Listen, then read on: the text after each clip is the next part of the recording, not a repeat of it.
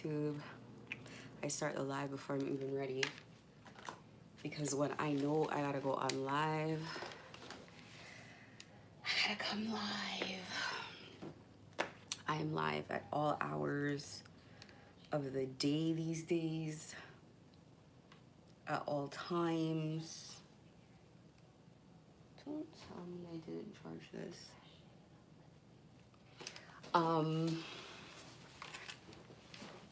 Hoping everybody is making improvements.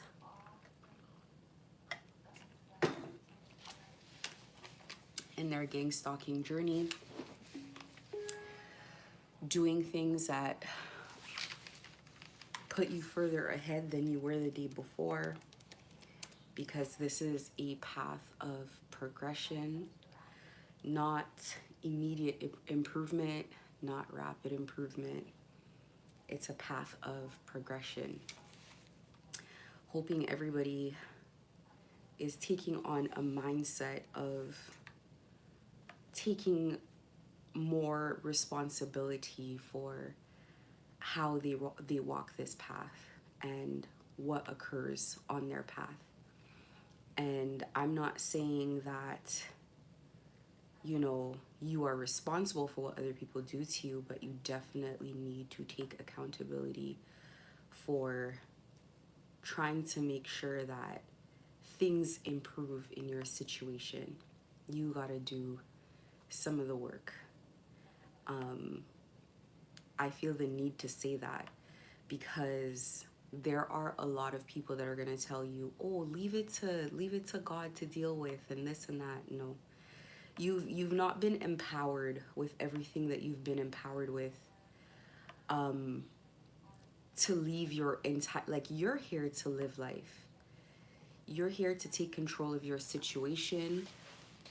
You're here to do the best for yourself. You're here to learn. You're here to stand up for yourself. You're not here to suffer. You're not here to be attacked night and day for no reason. It's important to take accountability for your life experience. And that means swinging back. You got to swing back on people. So there are some things that I want to talk about. And it sucks because I have to do this. I want to get this done, but I didn't, this is in this live, but I didn't get time to really write everything down that I wanted to. Usually, I don't know if you guys notice, I have notes when I come on here, but I did not get a chance to do that today, and that's all good. So let me try to remember as best as possible. I think I'm going to first start off with the conversation regarding that I had yesterday regarding spell work, because I did not even for myself really process that as much as I wanted to. I had a bunch of notes and I really wanted to get it out of the way, but I want to talk about this. So I'm going to double down on what I said. I think it's very important. Actually, hold on. I want to see something here. I hadn't seen something about my... So people get kicked out of my lives when people join, and I don't know how they're seeing who's coming into the lives.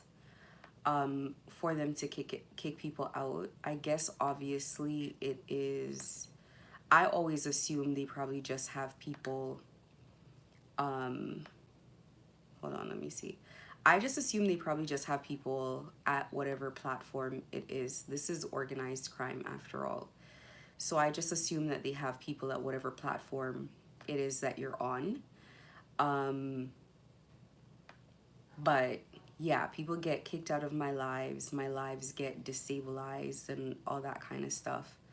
So just bear that in mind. When my engagement does not make any kind of sense whatsoever, people literally, listen, you guys have to understand something when it comes to this gang stalking thing, and I think a lot of people know what I'm talking about. This is a group of people who are so they probably are determined from a place of fear.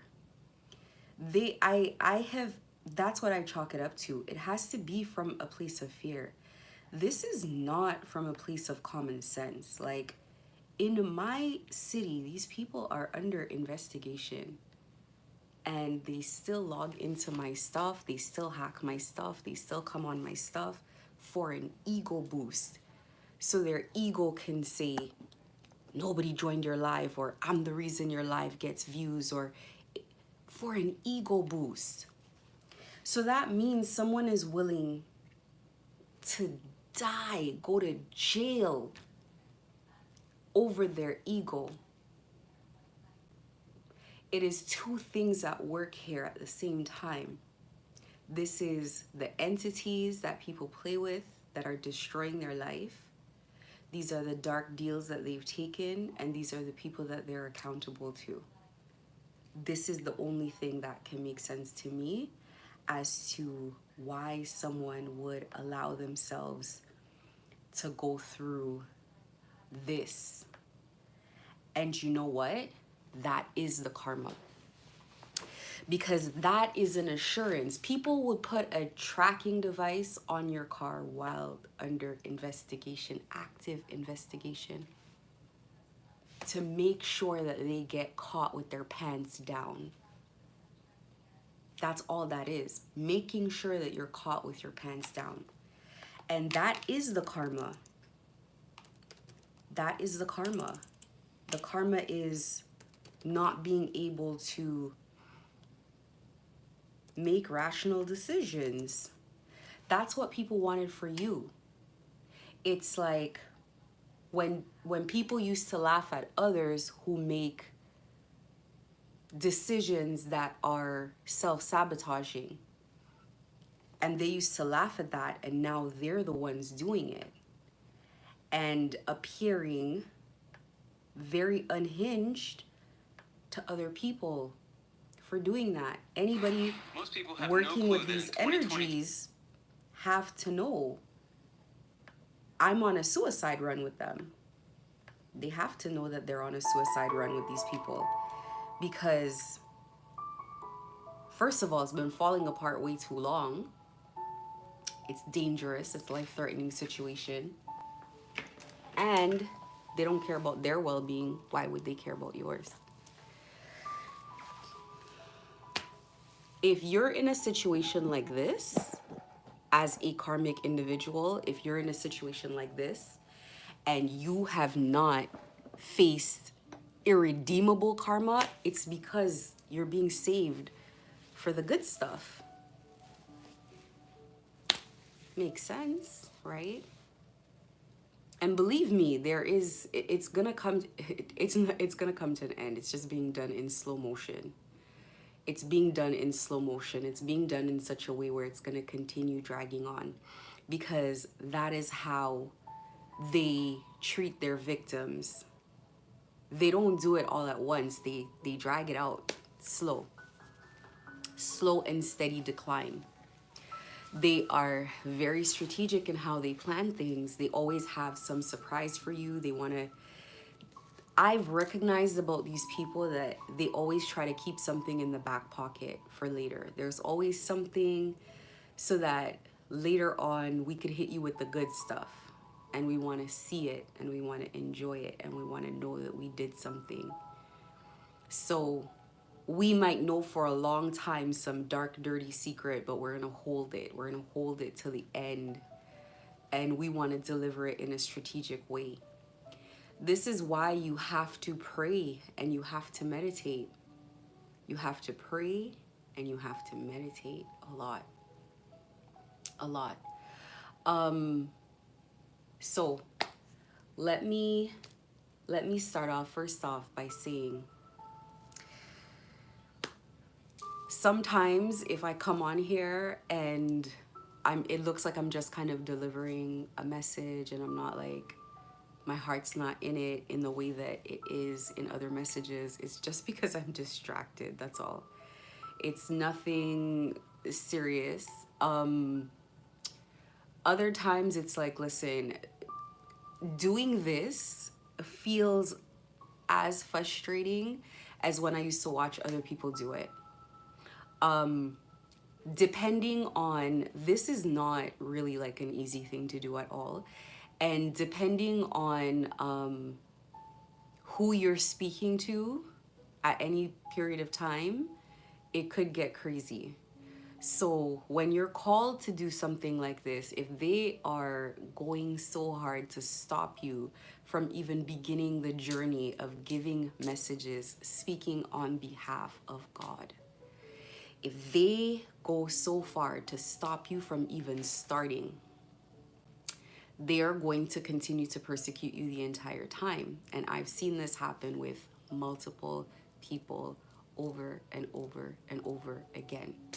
I have been sympathetic. I have been grateful, because sometimes people are just depending on the message. Sometimes it's not even necessarily that anything you're saying is groundbreaking, but when you're in a sea of disappointment and you're trying to hold on to hope and you're exhausted and you are feeling bullied and threatened, the voice of someone who comes on and says, it is okay, you're on course, it's fine, that's all you needed to hear. And it just gives you that strength that you needed to go through on the, for the next 24 hours, the next week, whatever it is, until you become overwhelmed again. It is really important for me that I come on every day, do or die. And so it doesn't, sometimes it's like I come on and I'm not in the best mind state, trying to balance everything, all my other responsibilities, but making sure that I come on. Until you go through it, you don't realize why it's so important. Had I not gone through this experience, I would not know why it's so important to make sure that I come on every day. There are people that are being abused more than others. Some people, they may have them kind of on their little scheduled timeline of abuse for the day. And then there's some people that they take an active pleasure in really breaking this person down. In situations where you're going to get justice, you have to understand your persecution is going to be 10 times harder than anybody else. That's because you're actually going to get retribution, you're going to get justice, or they don't want you to be vocal, or whatever the case is. I happen to be one of those people. I know in my heart I'm going to get justice. They know that I'm going to get justice. It is what it is. So I expect people to lash out because the situation is happening in the way that I told them that it was going to happen. And I don't expect them to stop, but I don't like people swinging on me, and so I don't put up with it. And this is something that I want to talk about. God, the universe, your ancestors, whatever it is, do not empower you with gifts that you're not supposed to use. They do not empower you with gifts that you are not supposed to use, whether it's in protection of yourself, defense of other people, whatever you're given. This is the purpose of being given gifts. It's not to monetize it. It's not to charge people to do things for them. It is on your walk in service of God. Excuse me, this is what you're given spiritual gifts for. So,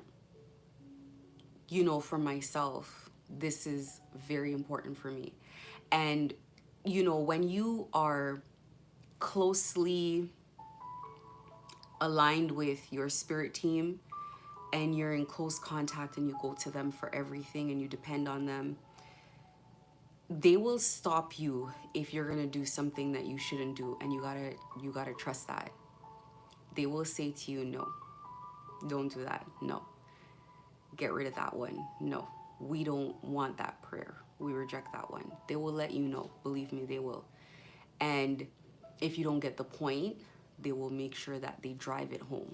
Like, don't don't do that one, don't get involved in that one, whatever the case is.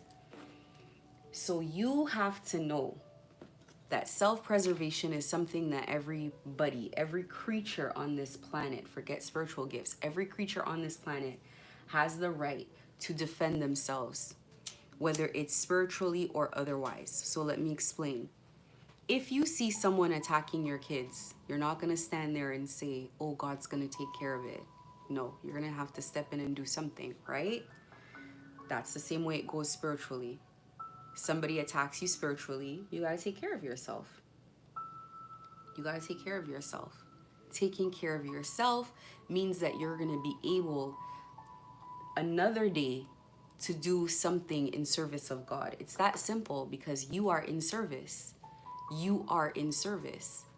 So when people come into, I'm going to speak for myself, people come into my energy to disturb my energy, to put me in a horrible mood, to disconnect me from God, that's a violation. That is disrupting God's work. So I got to call judgment on that. And for me, one of the things that I had to not shy away from, and this is going back to what I said yesterday, and I want to talk about it more, is I had to make sure that, hold on, I had to make sure that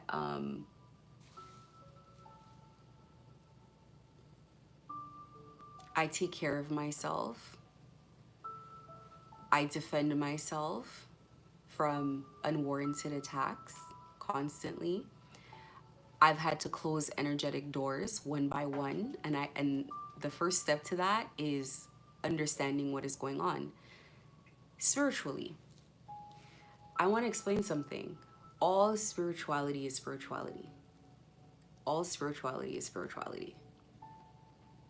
There's not good spirituality and bad spirituality. All spirituality is spirituality. It's one thing. There are ways that things are done. There are laws, just like there are human laws, there are guidelines, there are spirits and energies out there. All of it is the same. How people use spirituality is not the same. The Bible, for example, is a holy book. Some people use it to bless themselves and others and for higher purposes. And some people use the Bible, believe it or not, for spell work, to curse people. The same Bible. So you must understand, all spirituality is spirituality, all of it. Okay? How you decide to go about living in the spiritual realm or doing things, that really comes down to you. And so I advocate, I talk about a middle path. A middle path is a path where you can call judgment, you can defend yourself, you can call in spirits to assist you in matters that are very difficult, that are very dangerous. But really, it's from the place that you're doing it. It's from being in consultation with your spirit team. It's from why, the intentions. It's, so you have to be slow to judgment. Sometimes, I know this is a thing with me always, where people think they're getting away with things because I am long suffering. I take my time because I like to assess situations. I like to assess the way I do things. I don't rush things because I do not like. First, I had a problem, dealt with it the wrong way. Now I can't get out of the repercussions, or I got to deal with the problem plus the repercussions. I don't like it. Because I operate like that, I'm a person who is a little more difficult to make me understand why adults do things. Because I think you could just think things through. Take a step. Think things through. I have never been one to fly into decisions. It just looks that way. Because it's like I'll get up one day and it's like, oh, I'm doing something. I've probably been thinking about it for years. Literally years. So I've decided where I was on the spectrum for a while, and then, you know, I'll get up and I'll do something. I don't take hasty decisions, and that also goes with calling judgment as well. I like to sit down and really like establish. Sometimes you gotta feel things, you gotta see things, you gotta drink situations in. Even though on the surface it looks one way, it doesn't mean that's actually what is going on. You might see a situation where somebody is acting a fool, and you might look at the situation and you might say that person is a fool. But on closer inspection, you start realizing anomalies. What is an anomaly? It is an irregularity. It is something weird. It is something that does not fit in the equation. You got to pull out the anomaly and put it up and wait for the answers to come. Patience with situations, taking your time. Why is it like that? Why is it behaving like that? Why did that happen? And answers are not always immediate. Sometimes it takes a while. And that's okay, because you're going to continue going on with your day. And you're going to keep pulling out anomalies until the story makes sense, because once it doesn't make sense, it requires investigation before action. It requires investigation before action, because things need to be strategic. Even when, and especially when there's a lot of pressure, you need to ask yourself, why is there so much pressure? What is it that needs to be accomplished, or what is it that someone's trying to do that there's so much pressure to push me in this way? Because people are not coming and telling you something, they're just making it difficult, like they're beating at your feet so that you run in a particular direction. You got to be able to slow down and say, well, why? Not just going into the spirit about it to call judgment right away, like why is it occurring like this? Closer inspection, you might realize the person acting a fool is being provoked, it's going through a lot, and is actually the person who needs help and who needs saving. You got to take your time with it. This is a place, North America in general is a place where things operate on optics, and optics alone. They depend on optics. They like making things look a certain way and running with a narrative. And running with a particular narrative. And so they will do things to make people who need help look like the bad guy. We see it all the time. Like, you'll see a mother who truly needs help. She's struggling. She's being beaten down on by a bunch of people. And the first thing they do is they take her kids away. The solution to them is severing the bond between a mother and children. This is the most critical bond one can have, especially at a young age. This is something, a severed bond between a mother and a child is something that's going to follow this human being for the rest of their life. And they don't have a therapeutic approach. They have a punitive approach. Punish. It fixes nothing. It just leaves broken families. And they have no solution on where to put the child, but they take the children away. And this happens to poor people more than anything. And especially minorities and people who are in a tough financial spot, and targeted individuals. If my kids were young, they would have, listen, there was a certain point I knew that they were discussing it, and they were saying it's too bad that my kids are past that age. Trust me, I know they were discussing it. This was early on in the beginning. This was when I just got into my home. I felt the energy when they were discussing that it's too bad they can't take my kids. And it is too bad that they couldn't. And God did that for their protection, not mine. For their protection, for my peace of mind, because it wasn't gonna work. It wouldn't work. No, it wouldn't work. It's for their safety that they didn't cross that, because the situation has to go a long way. It has to go a long way. So it would not have been good to get me in that frame of mind so early. Do you know what I mean? But back to the mothers thing. These are people who need help. These are people who need parenting courses. These are people who need compassion. These are people who need someone to check in on them every once in a while and say, what do you need?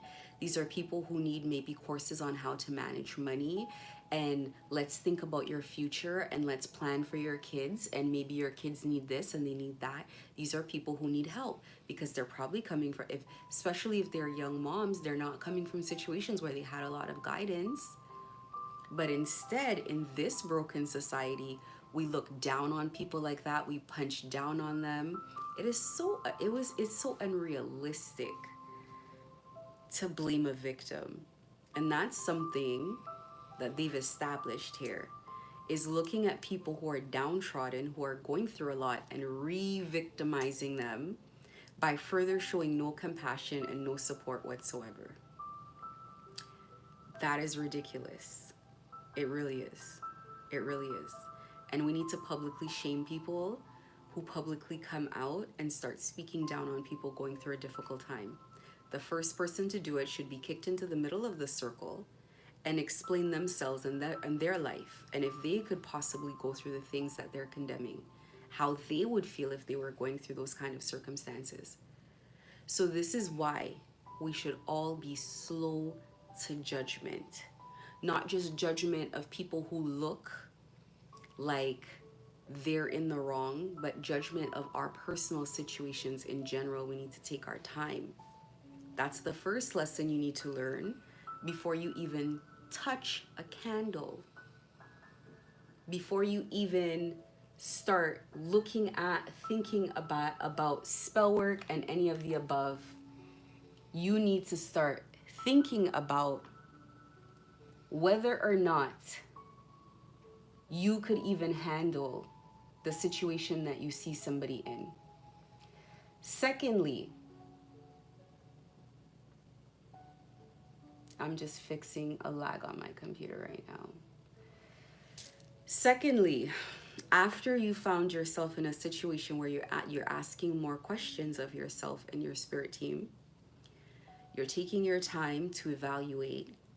The third thing, you need to take your time on deciding how you're going to call judgment. I call it strategic prayers. You can't just start praying for anything. Provocation will make you pray hasty prayers, or will push you to pray hasty prayers. Provocation will, when people are provoking you and looking for reactions and looking for specific actions from you, it will provoke you to pray for things that are not going to be productive, that are not going to be a solution that makes sense to a problem. It's just going to be lashing out. So let me give an example. Let's say, what I mean by that, your prayer should be solution-based and not necessarily just a reaction or just revenge. Actually, I don't even advocate revenge, to be honest with you. It's just not, to me, a productive use of energy. And it doesn't necessarily make you feel better either. It really doesn't. If you don't heal, no amount of suffering of someone you consider an enemy is gonna make you feel better. You just want them to suffer more. It doesn't fill that hole. Peace is what's gonna fill that hole, to be quite honest with you. Peace with yourself. Understanding the situation definitely helps, but just lashing out to lash out, it's not gonna help. If you have a situation, say for example, someone sending you psychic attacks. If someone is sending you psychic attacks, right, in whatever form, work where they're projecting into your energy or anything like that, is you have two options, let's say. In one option, you can send them psychic attacks right back. and that would probably make you feel better temporarily, and you'd feel like you're accomplishing something, and then they'd get mad, and then they'd fight, and it just really depends on who does not want to give up and how long this is gonna go. Or you can pray that they lose that ability to do that at all, to tap in spiritually at all. This, do you see how this is a better prayer? Because it accomplishes multiple things. First of all, they're not going to be able to attack you anymore. You're not going to have to lift a finger in that scenario. Saving your energy is it's very important. Projecting into people's space, it takes energy to do. It really does. It takes energy and it takes focus. Secondly, on top of accomplishing that the attacks are not coming back, secondly, this person, you are not their only victim. You are not their only victim. You're probably not even their worst victim, because you at least understand that you can call judgment on people. And I'll explain what calling judgment means in a second. You being able to ask in prayer that this person loses the ability to do that saves other people.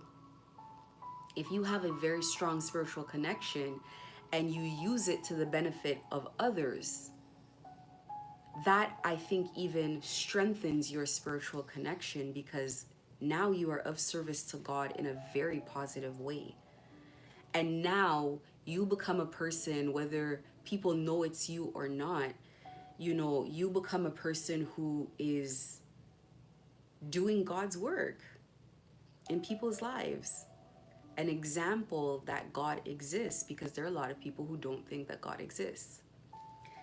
The third benefit of that is the good karma that you incur. And good karma is like bad karma. Bad karma becomes so great that one person cannot carry it themselves. It spills over to their bloodline. It still spills over to their soul family, it spills over even in the spirit, yes, especially in the spirit, to their spirit team. Because we all have spirit teams and ancestors, whether or not you know it, bad people included. We all have spirit teams. That's your soul family. Those are people that reincarnate over here over different lifetimes, and these are people that become your family, your friends, very significant lovers, spouses, very significant relationships. Yes, spouses, not just about blood, because the spouses come together and they create the blood, they create the children, right? So good karma is the same. Some people collect karma, so much good karma, it spills over into their bloodline as well. That's really where you get to the sweet spot. That's where you want to get, where the things that you have done now spill over to children and grandchildren and connections and whatever, because they're going to need it. So strategically praying is not just about helping yourself in the long run. You help your entire spirit family, your entire soul family. And there is no greater service than the service of God, the service of good. There is nothing greater. There is no easier way to bring karma. There's no faster way to bring good karma into your life than to be of service to God. Because service to God is difficult, especially when it's public. It is insane attacks that you have to go through. And God knows that. And I'm telling you, if you think God doesn't answer prayers quickly, God answers at all speeds. There's some prayers that come down from generations. If generational curses follow you from lifetime to lifetime, why would good prayers not follow you from lifetime to lifetime? You can and you should pray for kids that haven't come yet, grandkids, the future of your family, all of that. Prayer is prayer. You're talking to God. If you have God's ear, what is there not to talk about? Talk about everything. Ask questions. Grow, thrive in this relationship. Tap in deeply. Deep dive, drown in it. It is a beautiful connection to have. So if good prayers, or sorry, if bad karma and curses follow a person from lifetime to lifetime, then the positive prayers are the same thing. And when you go through something, always ask God, when you clean this up for me, make sure nobody in my family never experiences anything like this ever again, or anything this bad. If it happens with me, it ends with me. Talk to God about the type of life you want. Talk to God about the things you want to accomplish, or you want your children to accomplish, or you want. It's a beautiful life. We don't have to live here just suffering. Why? That's a choice. When you have the ability to call judgment. So, before you pray for relief from a problem, do these three things. Take your time in your experience of the problem, no matter how unsavory it is. Just take your time. Don't be a person who right away jumps into a solution. Take your time to investigate it and be slow to judge the situation. And pray a prayer so strategic that it has far-reaching effects. And people losing spiritual abilities is one of the most significant things when people are misusing their gifts, because that's not what gifts are for. And if you're going to be in a situation where you're going to ask for things like that and pass judgment, you must take your time and do due diligence and do investigation. I've been spiritually and psychically attacked since, well, the entire time, but really people coming to my energy and violating since the beginning of the year, or no, I would say since last October. And I've taken my time with it. But people like that should not be able to tap in spiritually at all. They should be completely blacked out from the spiritual world in every way, shape, and form. They should become vulnerable in the same way that they want other people to be. And that is the experience that they should have. Everything is not violence. Everything is not endings and stuff. Like, you gotta think it through. What would make the most sense? This is not easy to do. I'm just telling you how it should be approached. It's not easy to do. You make mistakes along this way. You make mistakes along this path. And I think this path is a path that is accommodating to mistakes, but we take our time and we learn from them. And as we make mistakes, we go through experiences, as well as bad people. We go through experiences that teach us why you gotta take your time, why you gotta be slow to judge, why you gotta this, you get to go through it.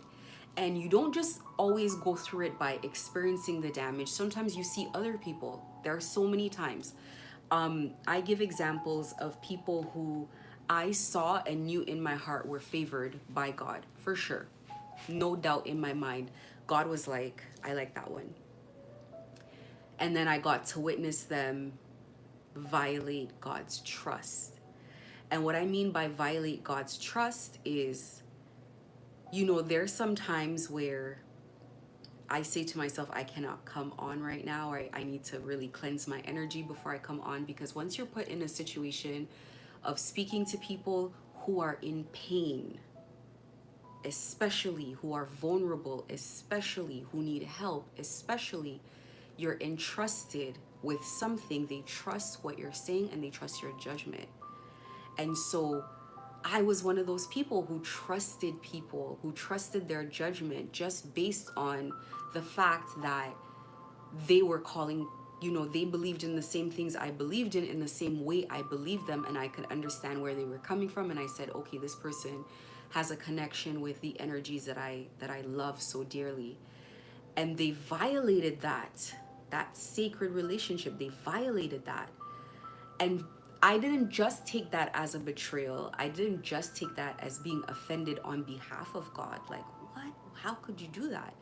I also took that as multiple lessons. First of all, the hardest one was, listen, your ego, you got to get it in check. Nobody is too important. Nobody is too important. You're not the only person suffering. And I look at my situation like that. I look at my situation and I'm like, I'm not the only one suffering. I'm not, for sure. I look at my city like that. I'm not the only one suffering. I might maybe just be the only one who stood up, or the only one who stood up and able to stay up, or the only one who stood up, able to stay up and done so publicly.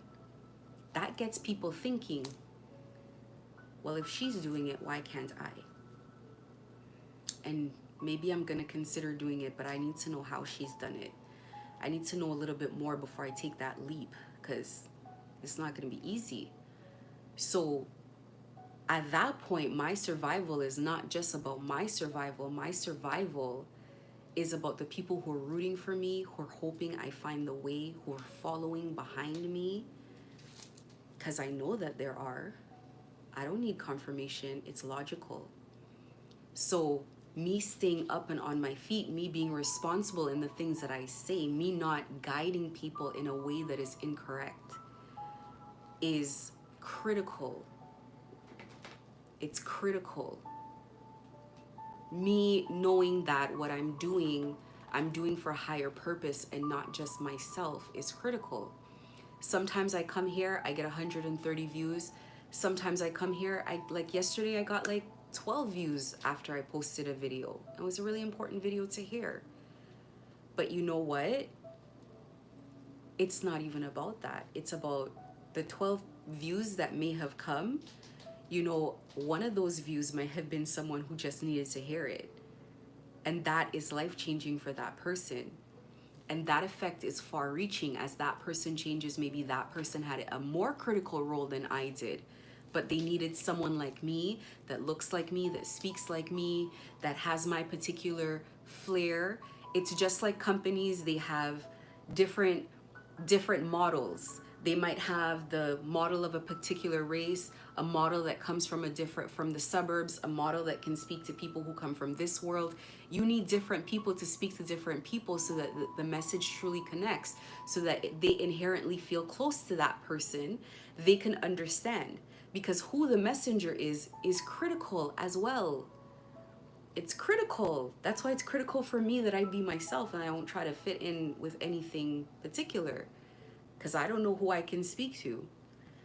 All of this is not my work. My work is just to come here and be honest and tell you the truth and make sure that I lead you in the most beneficial path that I can. And God's work is to make you find your way over here to hear what needed to be heard. But when someone is in that position and they violate that trust, I realize that God's not concerned about how much you were favored. God is concerned about how people are going to be assisted on that journey, because you're not the only person suffering. So vicariously, through watching somebody else find themselves trapped in the same situation that I was trapped in, I realized, do you see what happened here? You might want to pay attention to this and not find yourself in that situation.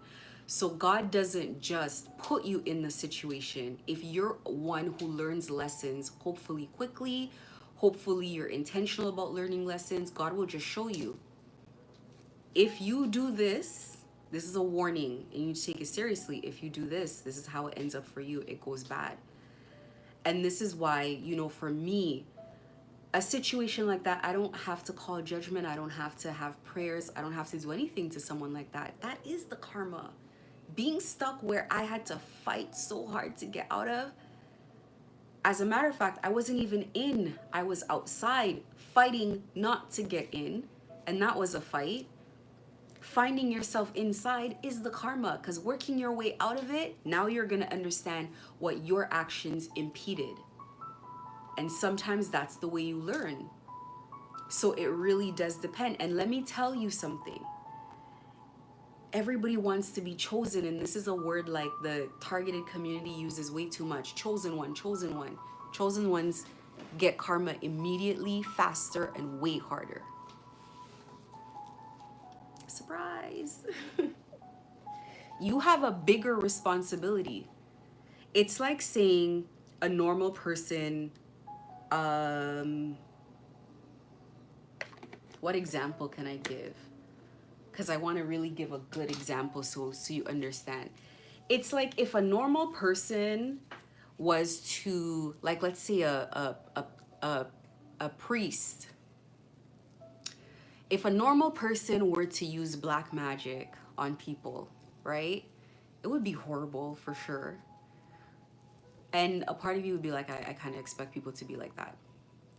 But if you find out your priest, who you are the one who gives good, is supposed to be guiding you, is the one doing black magic, not even just doing bad things, but actively going in the spirit and hurting people, if you find that, that is a bigger betrayal, because the position that they were put in was a position of trust.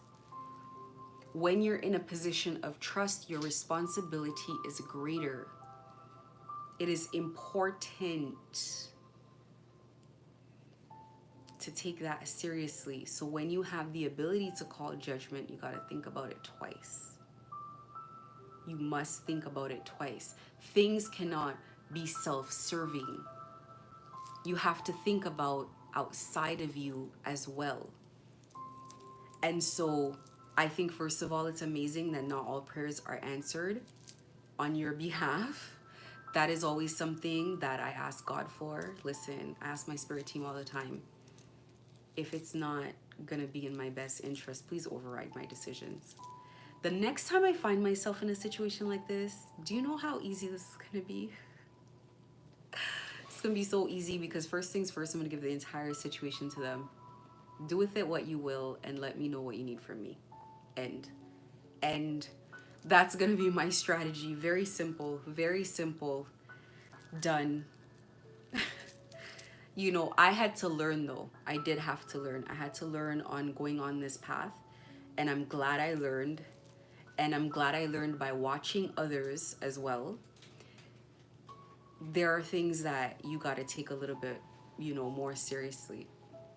I want to talk about what it is to call judgment. Like, what does that mean?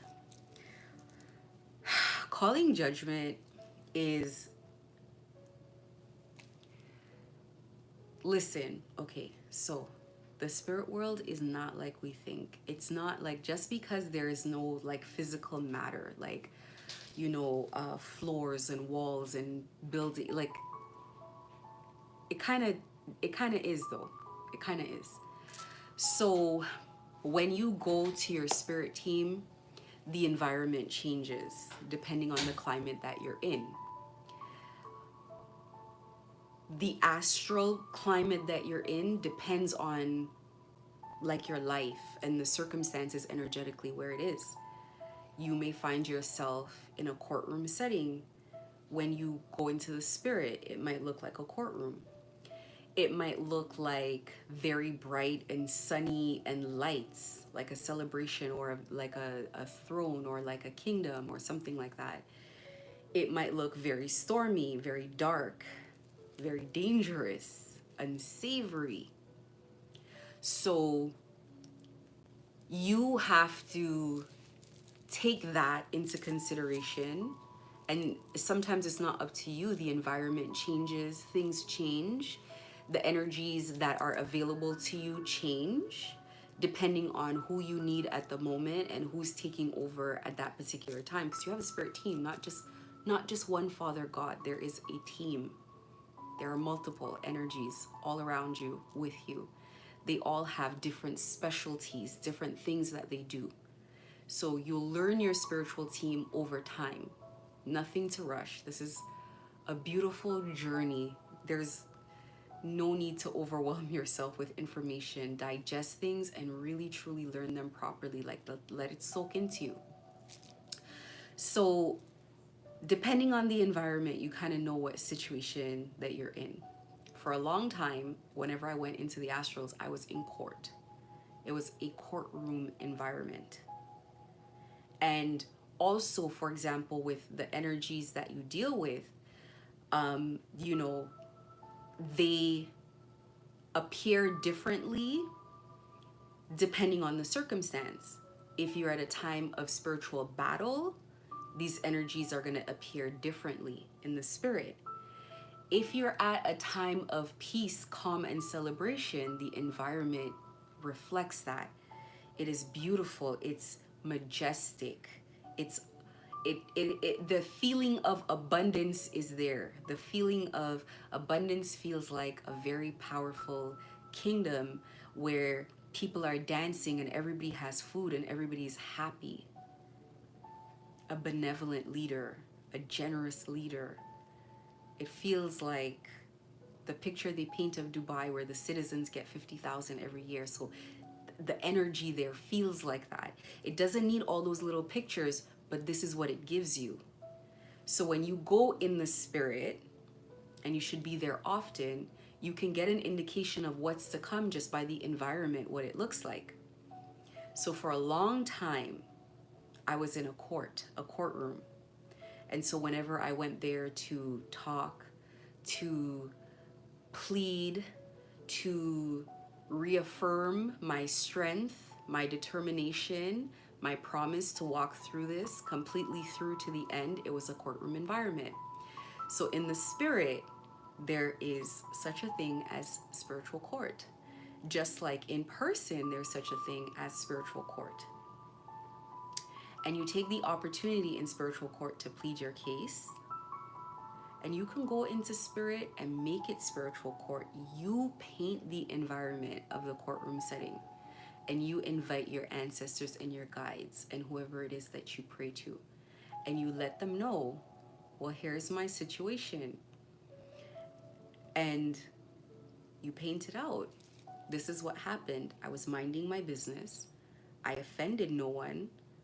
With or without intention, I didn't offend anyone. There was no circumstance. And this is what I find myself in. I am being gang stalked at the moment.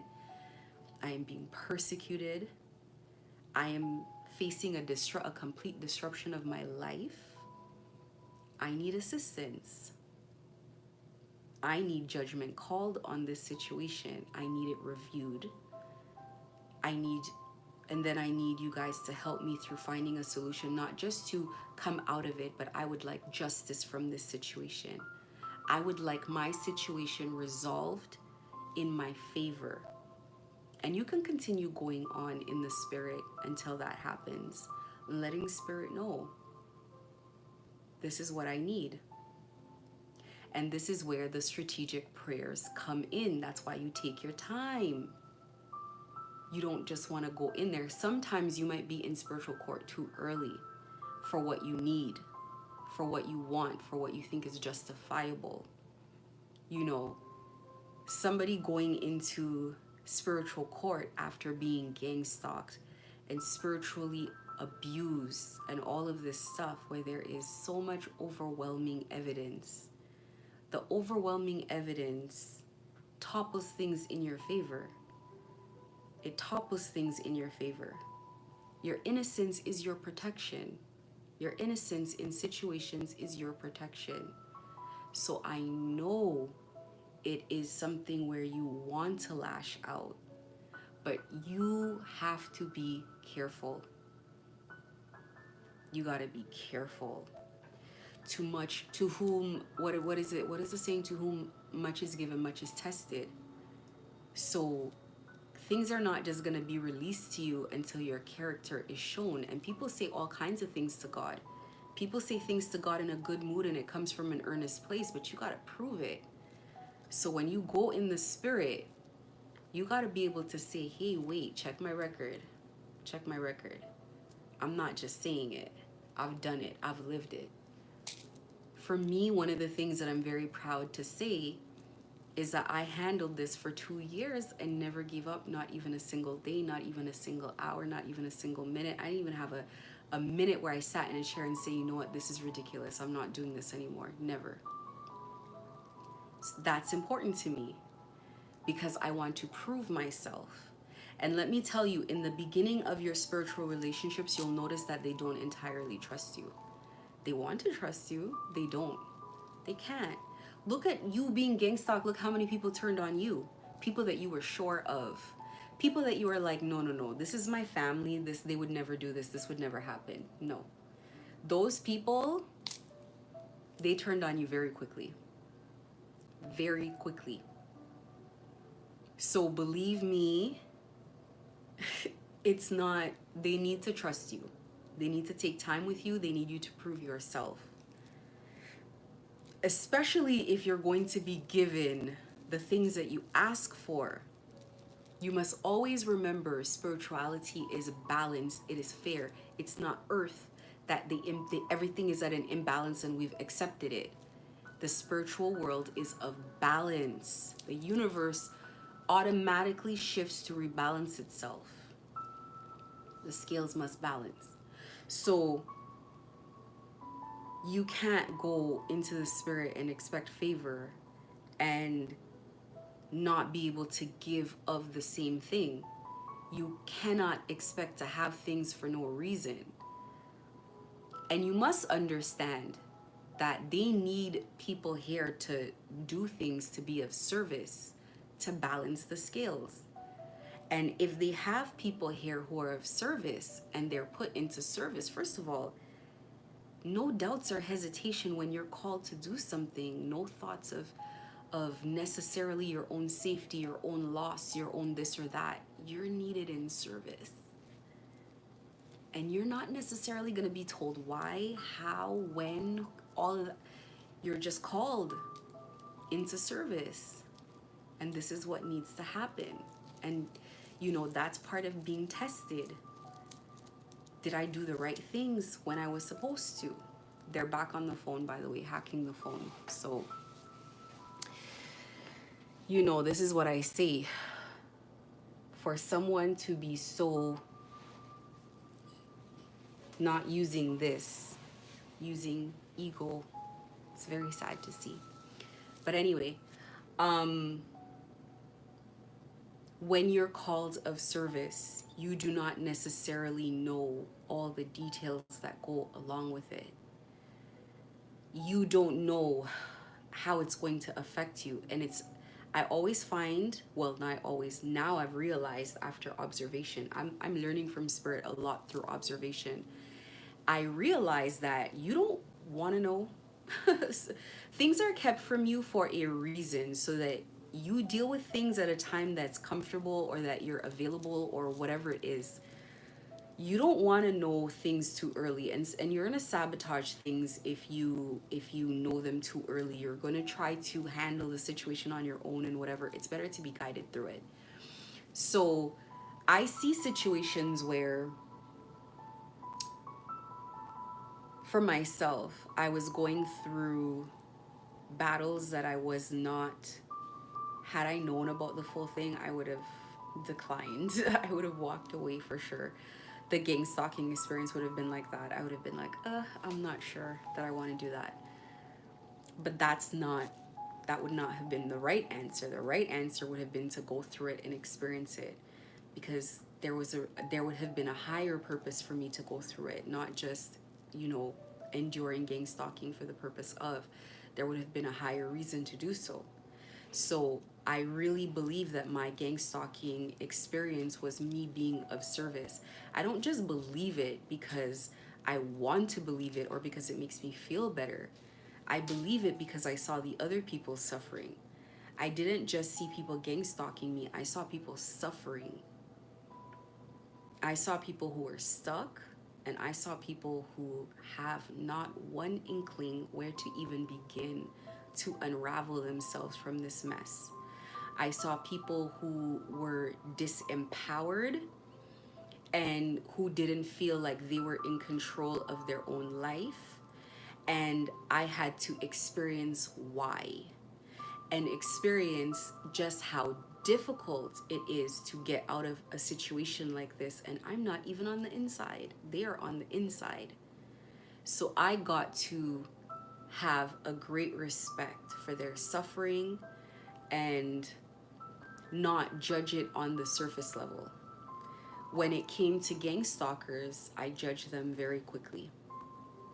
I judged what I saw. I judged the fact that I was being followed anywhere, everywhere, persecuted and whatnot. I did. Now, I say this with a caveat. There are very much people who are very guilty gang stalkers. They enjoy it. They love it. They wouldn't have it any other way. these are earth demons. Okay, like the same way you say this person's an angelic, this is an earth angel. No, these are earth demons. These are demons in human vessels. So there are people, there are a lot of them too that could care less, but there are a bunch of them that are stuck, that are cornered, that have no way out of this, that don't know what to do, that are incessantly bullied. They are. There are people who were forced to spend money at my store that I had the feeling that they may have not been able to do so, that it might not have been a wise decision. You know, in some situations I was giving people like bigger shopping bags than they needed to look like they had spent a lot more than they did. I came to just understand a lot better. There are people that behaved in such a way that they wanted to signal to me that I don't have a choice. And these kind of things broke my heart for sure. It did.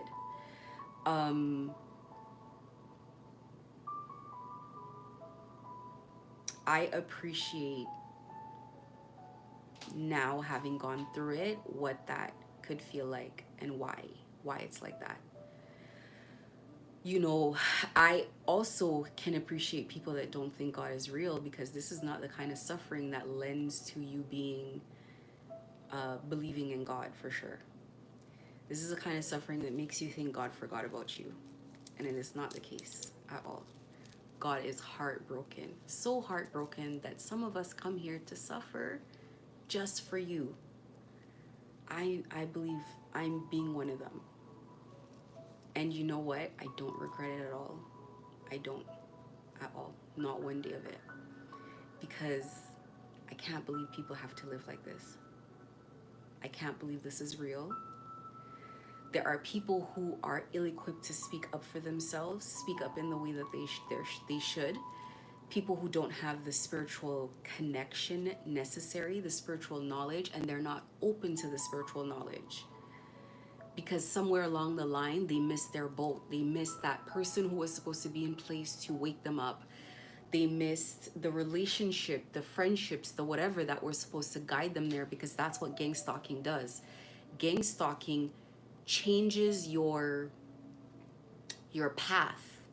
So you get blocked from people you were supposed to meet, friendships you were supposed to have, things that were critical, that were supposed to help you in your growth. So imagine, I'm thinking about like songs that spoke to me on a spiritual level. Imagine if I had never heard those songs. So those people never made it to record. They never got to where they had to go. Imagine shows I watched that had some message. Imagine if they never got picked up by the network. When they block your path, they're blocking a lot. They're blocking a lot. I know that there are practices that I have and things that I learned that are critical to me surviving this, and I got to them because people were in place that needed to be heard. Right when people got to where they needed to get to, experience the fame, or the got on the platforms that they needed to get to particular people, they got there just in time so that people could learn. And then those people could fulfill the task that they had to fulfill in this lifetime and do their walk. So for me, I just feel like if this is my walk, someone has to do it, first of all. And I wouldn't mind it being me, because it just has to get done. I truly in my heart believe like it just had to get done. People in my city just had to see someone keep fighting. They just had to see someone keep on their feet. They just had to see someone still going. When I take pictures of myself and I look good and I feel happy and I feel confident and I feel calm, it's not just for the ego, although thank you to my, like, it does help me. It is a confidence boost, but it's to people who think that, well, I saw somebody else that tried to stand up for themselves and they looked so depleted, so debilitated and depleted. I remember now looking back, people that came into my store and their skin got horrible. They started gaining weight. They started falling sick. People that were beaten down. I remember. So now they do the same kind of, try to do the same kind of things to me to work on my skin so I get acne, my hair, my weight, my whatever. The difference is I've tapped in spiritually. And because I've tapped in spiritually, I can block those things from me. And this is one of the reasons why my channel is always going to be more attacked than other channels. My channel is not going to grow like other channels because of this. Because of the fact that I wake people up spiritually. When you are not woken up spiritually, it is an attack. It is abuse. But when you're up spiritually, it is a fight. And you got to consider the difference between the two scenarios. You can fight back. You can defend yourself. You can fend off a threat when you are also awake spiritually. You can call judgment. You can go into the spirit, into prayer, into meditation, and call to the spirit world and say, I need help. I'm at my wit's end. I've done everything physically down there that I could to help myself. Send me somebody, send me some hope, send me a prayer, send me something, send me a lifeline. And when they look at you, they look at, it's just like real court. It's just like making real police reports. Let's look at your criminal history. Let's look at how you've lived. You go into the spirit to call judgment and you're in karma. You're in karmic debt so heavy you can't carry it on your own. They will, it's almost like your case won't even be heard, because whatever happens to you at this time is judgment being called on you. So it is taken extremely into consideration where you are on your journey, how you've treated people, what you've done for people, who you've helped, what kind of person you are, what kind of life you live.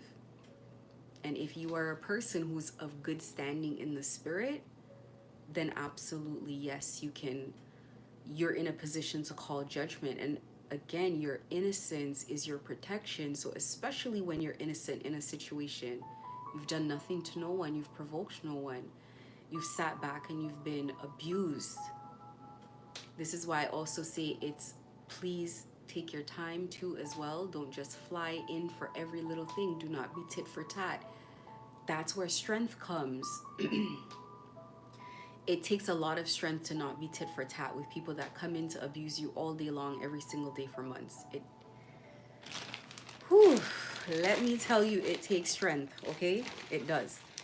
But it is better to take the strength, because a couple human months is nothing to enduring karma. The last place you want to be in your life is watching bad things happen to you and thinking, oh my God, I know why this is happening. And actually, though you don't psychic to draw to the exact situation that you did that caused this to happen in your life. You don't have to be psychic to know the exact cause of what you're going through. I think a lot of people are in that situation, not just in my city, but collectively for people being gang stalked, where they know exactly why their life is going the way that it's going. They know exactly why.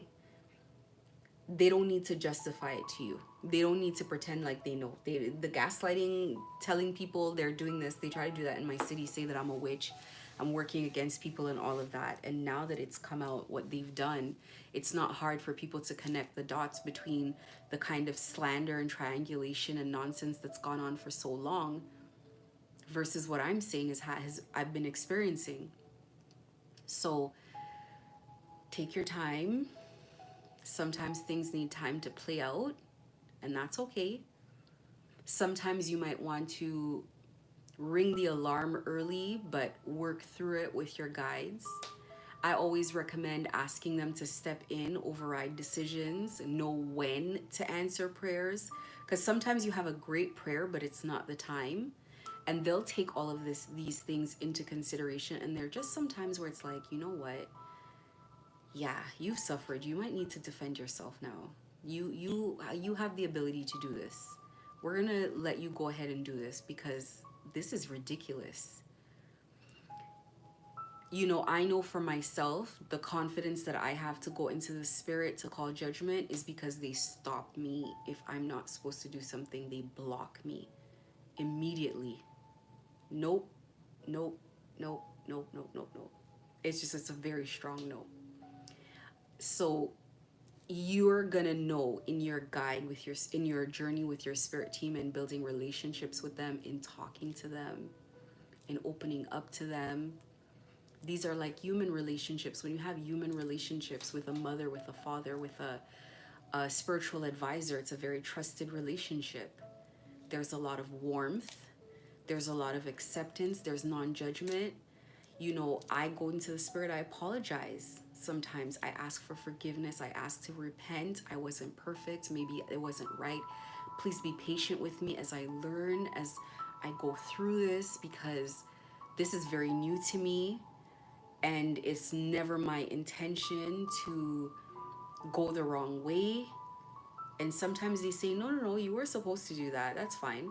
And sometimes they're like, well, tomorrow's a new start. Think about it.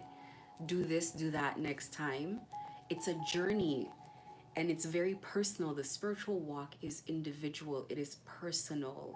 It is based on where you are through your lifetimes. In this lifetime, the path you have to walk. You can get general guidelines, but it ultimately, executive power is in your hands and your spirit team's hands of what you're going to do. Because believe me, people who are giving, the genuine ones, the good ones, the real ones, are going to be under spiritual attack. They're going to be vulnerable to making mistakes. They're going to be vulnerable to being deceived, etc., etc. So you have to take that walk independently, and you know, always empower yourself that you're able to solve your issues, not on your own, but with your spirit team. Never really be too dependent on advice. That's really important. Right now, the spiritual community is under severe attack. Anybody that they feel like is a light worker is going to be under attack. Give me a second here. Is going to be under attack. And that's because light workers are waking people up. There is an awakening that people do not want to happen. They would like to hold on to their power. And there's a power shift that's happening no matter what they want to say, what they want to think.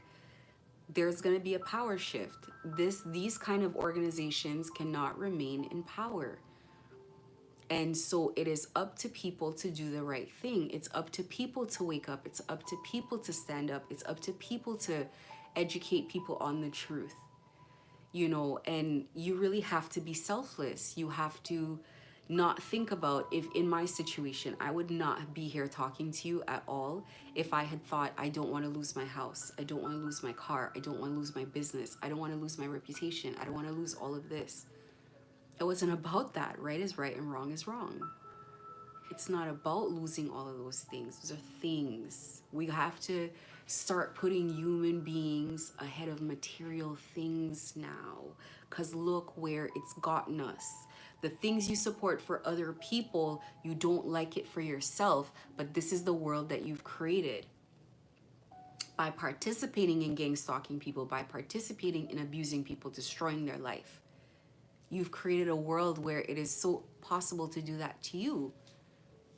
Because you've helped build the infrastructure that allows for this slavery, for this annihilation of other people. You can be the victim of it immediately. People in my city are now realizing that the same thing that they were happy to participate in, it's the same machine that's turned on them. It's the same thing that is hunting them down. They're a victim of the hierarchy. They're a victim of the organization. And it's not fun. It's not fun. But they've built it. they've assisted in building it, and they thought it was fun for other people, and look how it is for other people. It's horrifying. Living like this is horrifying. Experiencing yourself when you're a maniac is horrifying. You have to, it is always, what I've noticed with the spirit world is they prefer prayers where people experience themselves more so than just doing something to do something, like lashing out type of thing. Like, that's not the right answer. So take that into consideration when you're praying. A prayer where someone experiences themselves is much more effective and much more easily granted than a prayer where someone just wants to retaliate or wants revenge. Because they're going to sift through those prayers, like what makes sense, what doesn't make sense, and then you see your situation's not changing, it's not evolving, because it's like they don't have good things to work with. I'm talking about working in the light. I'm not talking about black magic. It's different. When I say you have to learn about spell work, yeah, you want to learn about how people use the same spirituality that you believe in or that you're going to believe in for bad. But you also want to understand that you're not going to operate in that capacity. Like, you're going in to learn how to use spirituality in a good way. So in approaching spirituality in a good way, you know, the first things that I talked about before was establishing spiritual relationships that are not based on selfish gain, that's based on service, that's based on a love of God, a love of spirit, a joining of spirit, a marriage to spirit that brings about positivity for everyone.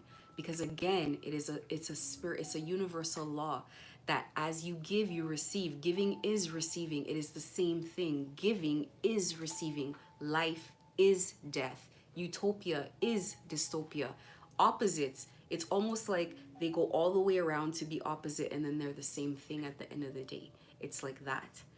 As you are of service to others, you're of service to yourself. As you contribute to building a world that is a safe place to live, as you contribute to building a world that is a fair place, you're building the infrastructure of you being treated in a fair manner, of you feeling safe. The giving of that is the receiving of that. So as you take this walk, as you learn how to call judgment in your situation, being patient to receive confirmation that things are received, that you've made the right decision, asking also Spirit, can you please show me prayers that are answered? Can you please give me an indication that I need to pray for something different? Whatever the case is, communicate back with me. Show me, let me know. As that happens, call judgment in a way where people experience themselves, where it helps other people.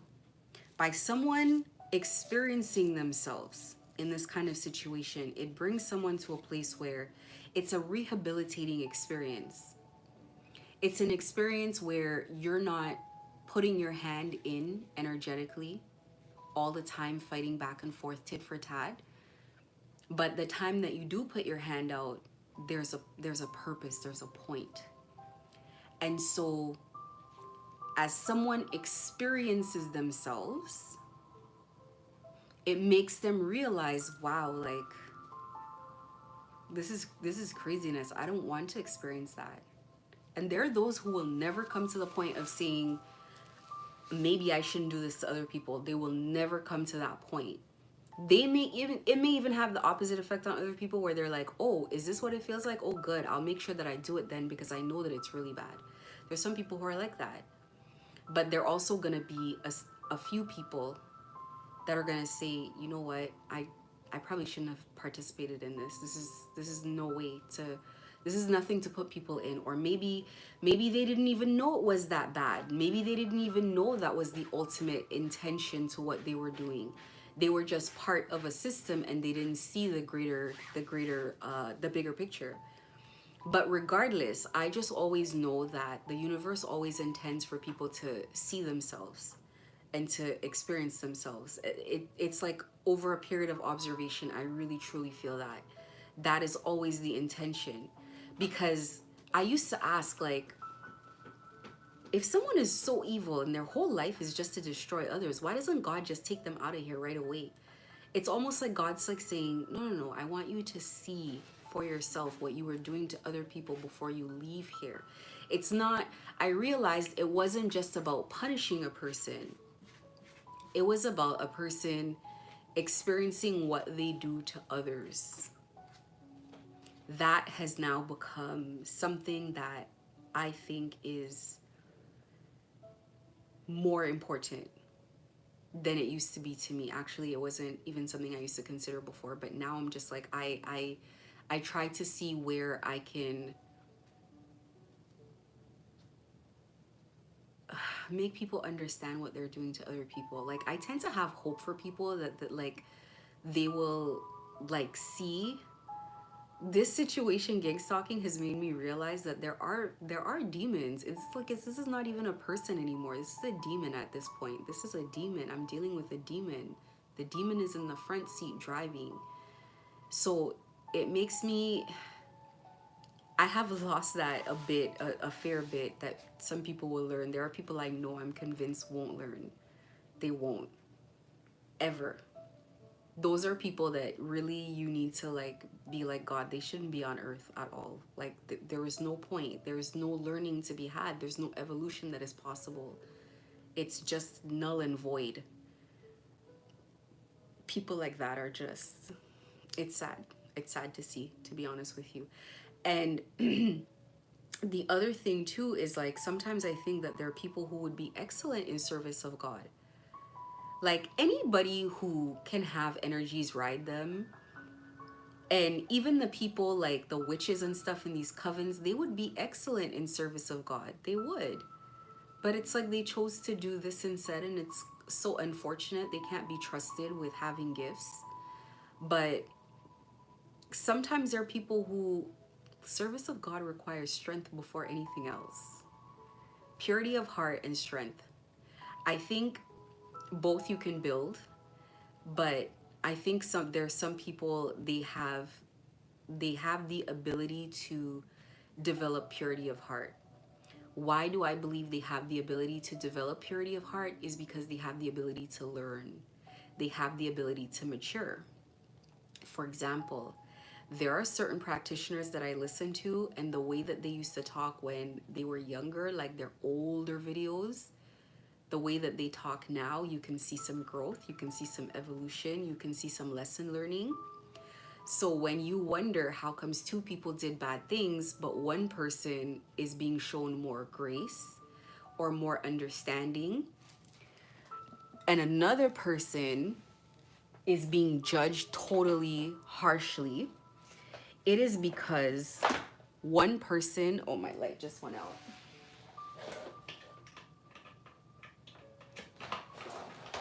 It's because one person is redeemable and another person is not redeemable. And when I say redeemable, I mean one person can work off their karma because there's going to be karma regardless. But one person can work off their karma in a good way. One person can, be of service and work that karma off. By maybe they're teaching people, maybe they're, gonna be being of service in some way, and part of the karma might be the suffering that they go through as being of service to God. It's like, oh yeah, this is not easy, by the way. It's not easy, So you're going to be under attack 24/7, and we might not jump in every single time because you deserve it. We're keeping score to the penny, to the decimal, and when it's done, because you've inflicted pain on other people. You don't get to just write it off. Like, that's not how this works. But there are those, I think, that are redeemable. And this is why the intention in the heart and the decisions that you're making are important.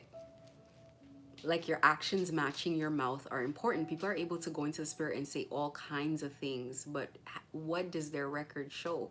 Spirit does not care what you're talking about. Spirit cares what you do. Spirit cares what they see. And when you're taking the human walk, it's like let me explain something to you. And I wanted to talk about this before. Spirit knows that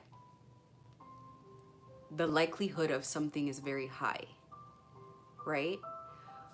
But there's always a portion of things that involves free will, because being a human involves free will. When you become demonically possessed, it's taking away your free will.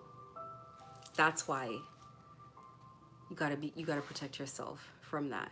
It takes away your free will it compromises your free will a lot.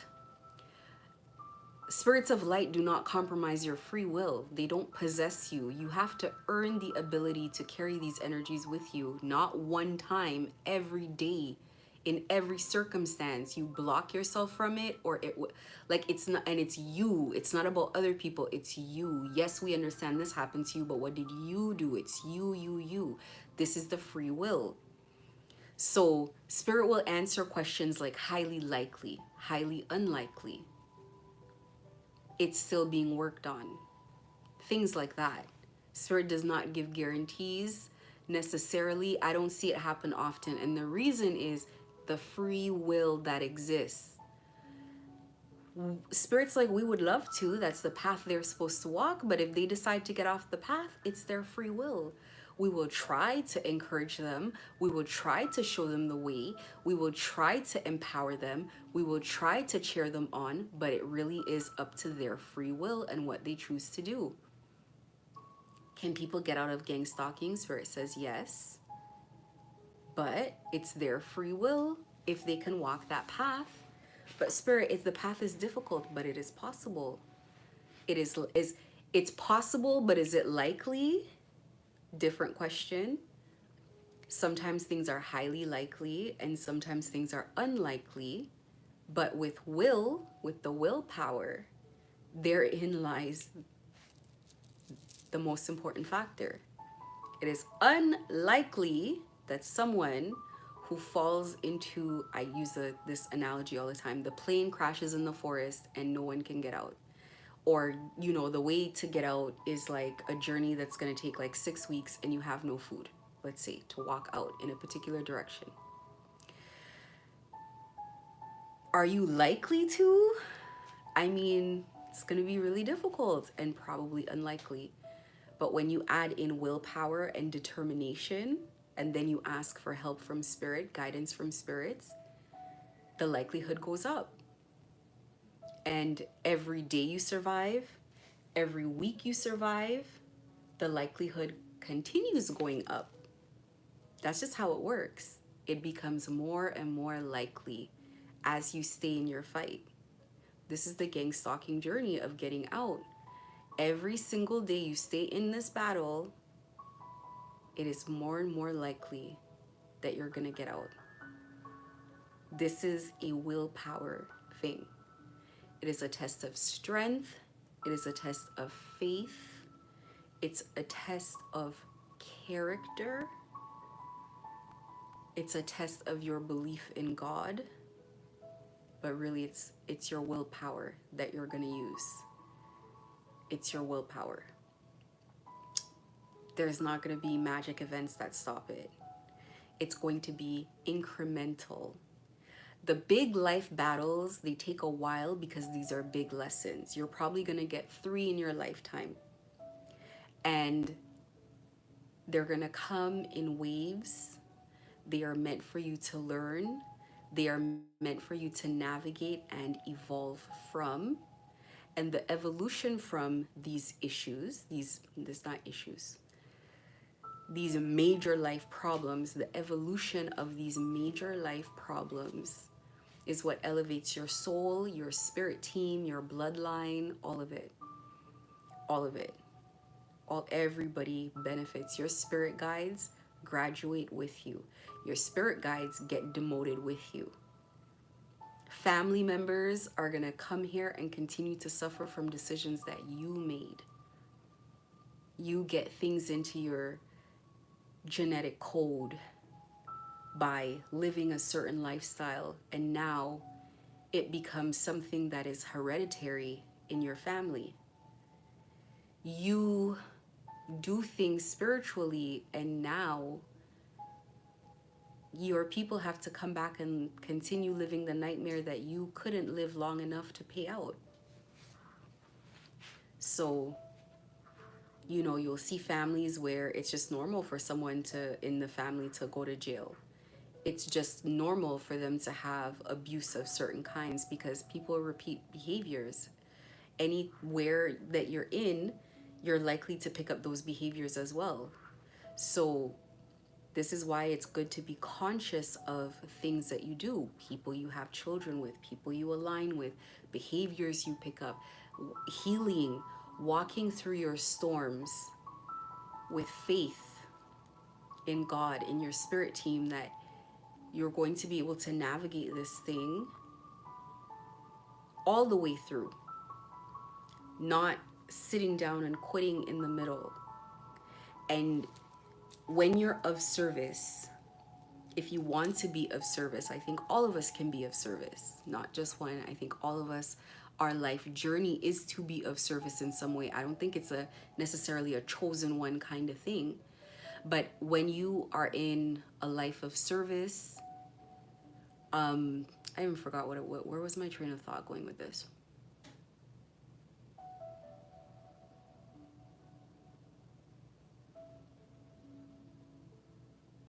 I don't remember. It'll come back. Anyway, I wanted to really talk about that. The last thing that I want to talk about might not be the last thing, actually. Like I said, I didn't even write down everything that I had to talk about today. I want to talk about, so we've talked about the way you develop relationships with spirit.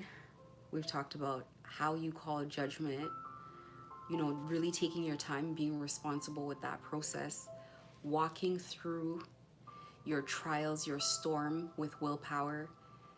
I want to talk about the spiritual walk and the spiritual journey. Listen, first of all, don't rush yourself on these decisions at all. I have found that the people who are being gang stalked are special in some way. I just keep finding that. I continue to find that they're special. There's something special about them. In my humble opinion, this is my opinion, I think people who experience V2K have telepathic abilities. There is something that people talk about where they get those things on their body, like they get pulses on their body, or they feel that's a spiritual awakening. Those are signs of spiritual awakening. That means you're in touch with spirits. And those people are the ones that end up homeless and they never make their path. You're an earth angel. You're gifted. You're spiritually gifted. That's what that is. They told you it's voice to skull and it's telepathy. You can hear. Don't give up on yourself. You have to walk the spiritual path. And I'm not going to tell you that you take your time, because it's not going to be easy, but you got to walk the spiritual path. And you're here to learn. And it's a beautiful experience. It is a fascinating experience. The path of awakening spiritually is going to be the experience that puts this kind of smile on your face, this genuine smile here, because it's going to be so fascinating. It's going to be surreal. It's going to be like, is this really happening? And every time you want to think that it's not happening, it is. It's very much happening. It is like falling in deep true love at a time of war. Despite the fact that the setting, the background is being at war, what is actually happening is that's just a background setting, and you know, things are gonna be romantic about the war. It's gonna be, it's like, because you know how real love is. Well, not everybody knows, but real love is like romantic whether or not you're a romantic person. So it's like, even in lack, it's like everything heightens it. If it's a positive thing, it's perfect. If it's not positive and there's lack, it's like there were no restaurants opened and nothing. So, you know, we had a picnic behind an abandoned building, like things like that. Like, it's like that even adds to the story. And that story of falling in love at war may be more significant than the traditional story of falling in love during peaceful times, because the war just adds like more flavor to it. It adds more romance to it. And every time you think about how you survived the war, you think about how in love you were. Every time you think about how you made it through, because people are like, there were horrible things and all of that. And you're like, well, that's when I fell in love. It's like that. The spiritual awakening is falling in love with spirit while at war. And every time you go back to the horrible things that happened, here was the love of your life. Because you're always going to include that part. Well, they did this to me and they did that to me, but this is what God did. That's always going to come in. This is what God did. This is what I experienced in this way. And then so a person looking at you, experiencing you telling the story, is going to experience the highs and lows of the emotions that you felt on your face, because a low was a horrible thing that happened, but one of the highs was they can see that you're gushing. You're gushing when you talk about the fact that you experienced God in a very real way. Because experiencing God is experiencing love. It is experiencing love. God is an energy. It is the energy of love. It is the energy of peace. It is the energy of abundance. It is pure energy, the energy of purity. So as you were experiencing this horrible situation, you were also experiencing love, peace, abundance, hope, encouragement, acceptance. In war, you experienced all of these unwarlike emotions, these extremely high vibrations in war. Why would you want to go through gang stalking by yourself alone? They're so excited when you wake up. They didn't have this kind of access to you before. It took this traumatic situation to wake you up, because they need you to believe. And how better to get someone who doesn't believe in spirituality to believe by sending spell work? But they don't want you to think it's spell work. They tell you it's something else. It's energy, weapons, it's military, it's government. It's spell work. Because if you can believe in spell work and you can believe in demons, then you can believe in spirits. And they just need you to believe in them, to tap into that side. The relationship is not one-sided. If it were to be one-sided, it would feel like an attack. It would feel like you're being, it's like, what is this energy pressuring me all the time? Like, you know, it has to be mutual. And you have to reach out. There's only so much that they can do without your awareness. So going through a gang stalking experience as a spiritual awakening is also experiencing the excitement of the spirit world that you're awake. They are beyond excited because, well, I can only imagine how it feels. They're happy. You can feel when spirit is happy. You can feel when, of course, spirits are in good moods and bad moods, and you can feel it. And you can feel it. They don't ooze negativity in the same way, but maybe it's like you just are not gonna feel like that super high vibration. And sometimes it's you that's in the bad mood, and you're the one cutting it off. But you can, when they're happy, you know. When you're in their favor, you know, and you want to stay in their favor because that just felt too good. You're like, oh, that's what it takes to keep you happy. Okay, great. I want to keep doing that because I want to keep feeling that. You're feeling that. When you're a good person, your guides are happy, and that's what makes you magnetic to other people. You have happy energies around you. You're feeling happy. Everything is vibrating well. And people keep calling that luck. It's not luck. That's action. Sometimes in order to do the right thing, it took strength. It took faith. It took hope.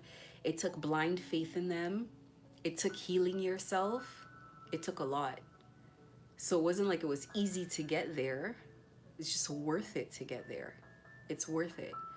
Um, as you go through this spiritual journey, just be open, because there are some things I'm just still not there. There are some things I'm like, I'm not sure if I'm gonna get there. I'm just not sure. I don't know if I'll ever be this spiritually open. Um, I'll give you an example.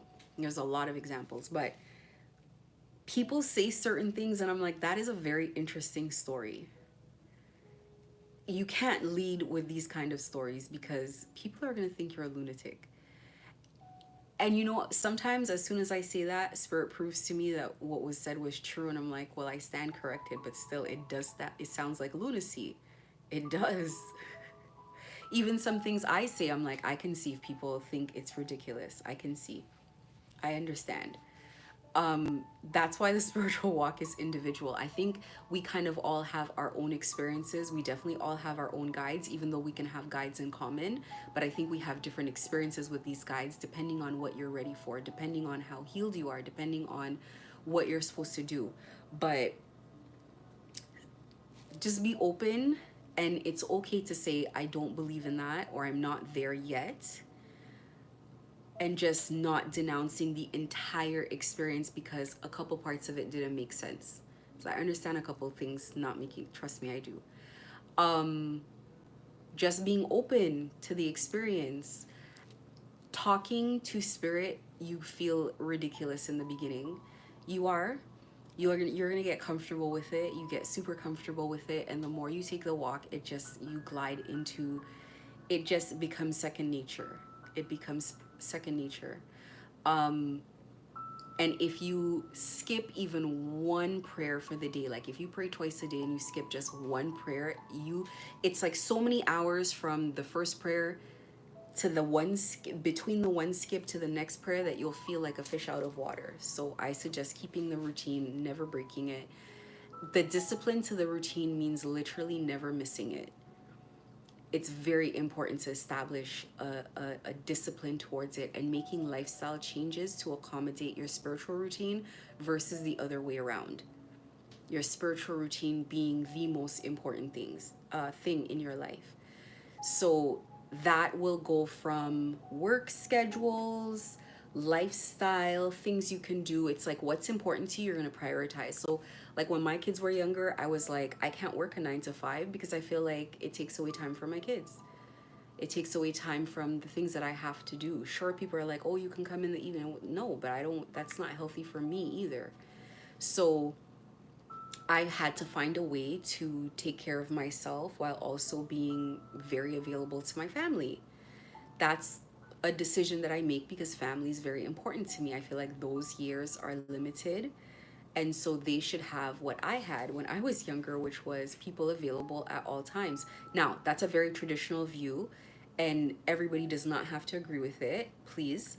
But it's just an example of how you make a lifestyle change when something is extremely important to you, so and when you can only, well, you it's easier to know to make the right decision, or the right decision for you based on what you've experienced. So for me, having experienced an amazing perfect childhood, I would only want my kids to have an amazing perfect childhood. That only just makes sense to me. So um part of that is just always having someone available, type of thing. Like, it's like that. um you want to make sure that, first of all, gang stalking teaches you that the importance of the prayer and the meditation, what can go wrong. And so when you have your prayer and meditation routine and it's important, you'll say to yourself, what is impeding me from having this? Oh, well, if this is important and this is sacred and this relationship, this spiritual relationship is sacred, then I got to make the time. then I have to make changes. I have to figure out a different way to go about it. I've had to change my schedule. I've had to do all kinds of things to make sure that things that are a priority get done. So that's important because you got to keep connections at all times. You got to keep these cords going. If you don't use it, I don't want to say if you don't use it, you lose it, but kind of like it takes practice. It takes a lot of practice. It's your expertise at going into the spirit is not going to be based just off of a couple times of doing it. You have to have a practice of praying. You pray in particular ways and you give them opportunity to prove to you that they're real. They are eager to do this because it strengthens your belief. The stronger your belief, the stronger faith you have, the bigger things you guys can get accomplished together. Little things. Okay, so you're gonna say, can you please help me on paying this bill this month? And they're gonna come through. So it strengthens your faith. So now you're like, can you please help me save this much at the end of the year? So first you had to wait a couple weeks to get to the end of the month to say, oh, this works. Then you have a goal and you're like, well, what worked for me last time? You know what? Let me tap in my spirit team. Could you help me save this amount for the year? Now you have enough faith to last you 12 months because you lasted 4 weeks. So the goal is bigger, but the faith is bigger. Then you get to the point where you're like, okay, I want something that's going to take 5 years or 3 years. Your faith is bigger. You have enough faith for 5 years or 3 years. And as you keep practicing and you keep going, then your faith is so second nature to you that you can do things where the payout is in 10 years, 20 years, a lifetime, not even in your generation. That's when you know your faith's on, it's getting to where it should be. You can suffer an entire lifetime for something that will pay off in another lifetime because you believe in it. You know who you're working with. You trust your spirit guides with your life. I believe my spirit guides came back and are keeping promises that I don't even remember that they made, and are answering prayers that I don't even remember praying. I believe that in my heart wholeheartedly. And so that makes it very important for me to just trust them to guide the situation. They know what we agreed on. They know what has to happen. Even when it doesn't look good. Some parts of my situation, the optics are horrible. And if I were left to my own devices, I would probably not want to participate in this at all. But it's through love of God, and I say this all the time, it's through the love of God. It's through trusting God and trusting that God knows what's best for me, and everything is always happening for my highest good. That relationship took time. My spiritual relationship, my relationship with spirit, though not knowing her name, though not knowing she was an actual spirit, she was an actual consciousness, I just thought like everybody else, like you pray and something happens, you're like, oh my God, it happened. But you don't know like it's an actual consciousness out there that's actually working with you, but you're not ready for that yet. So my relationship started years and years ago with very simple prayers. Okay, when I go down there, let me, even if it's like the last one, let me please find something from this sale, let's say, something simple like that. And I'd get down there and they went out of their way to prove a point. Everything was sold out. I was so disappointed. I was heartbroken. I left. I came back and I'm like, please, can you check the back? And they're like, we know we don't have it. And they go in the back and they check 2 times, and the second time they come back and they're like, I cannot believe this. I found this under the blah, blah, blah, behind the blah, blah, blah. It's the last one. And it is a better one than what I wanted. It's limited edition. It's like, and they're giving it to me at the sale price, and it wasn't even on sale. It's not in the system, but they're just gonna punch it up as the normal one. That's how it started, things like that. It wasn't enough that I got one. If I just went there and there were 50 on the shelf and I got one, it's like, okay.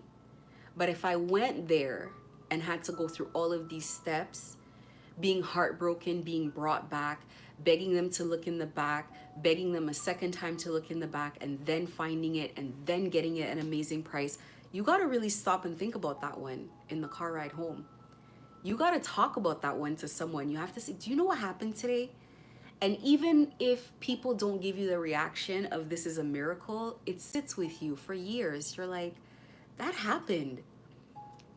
And the spiritual journey continues like that. You're like, maybe if I do it a second time, maybe if I do it a third time, you can get to a couple times and still think it's just luck. Like, oh, I just got lucky. I don't know. Like, let me try it. But they're so eager for that prayer because you gotta wake up. That every single time you pray one of those prayers, they're eager to answer the prayer. They're like, oh, we have another opportunity. It's so specific that you gave them something to work with. You gave them something that's going to inspire your belief. That's what it really boils down to. Your belief.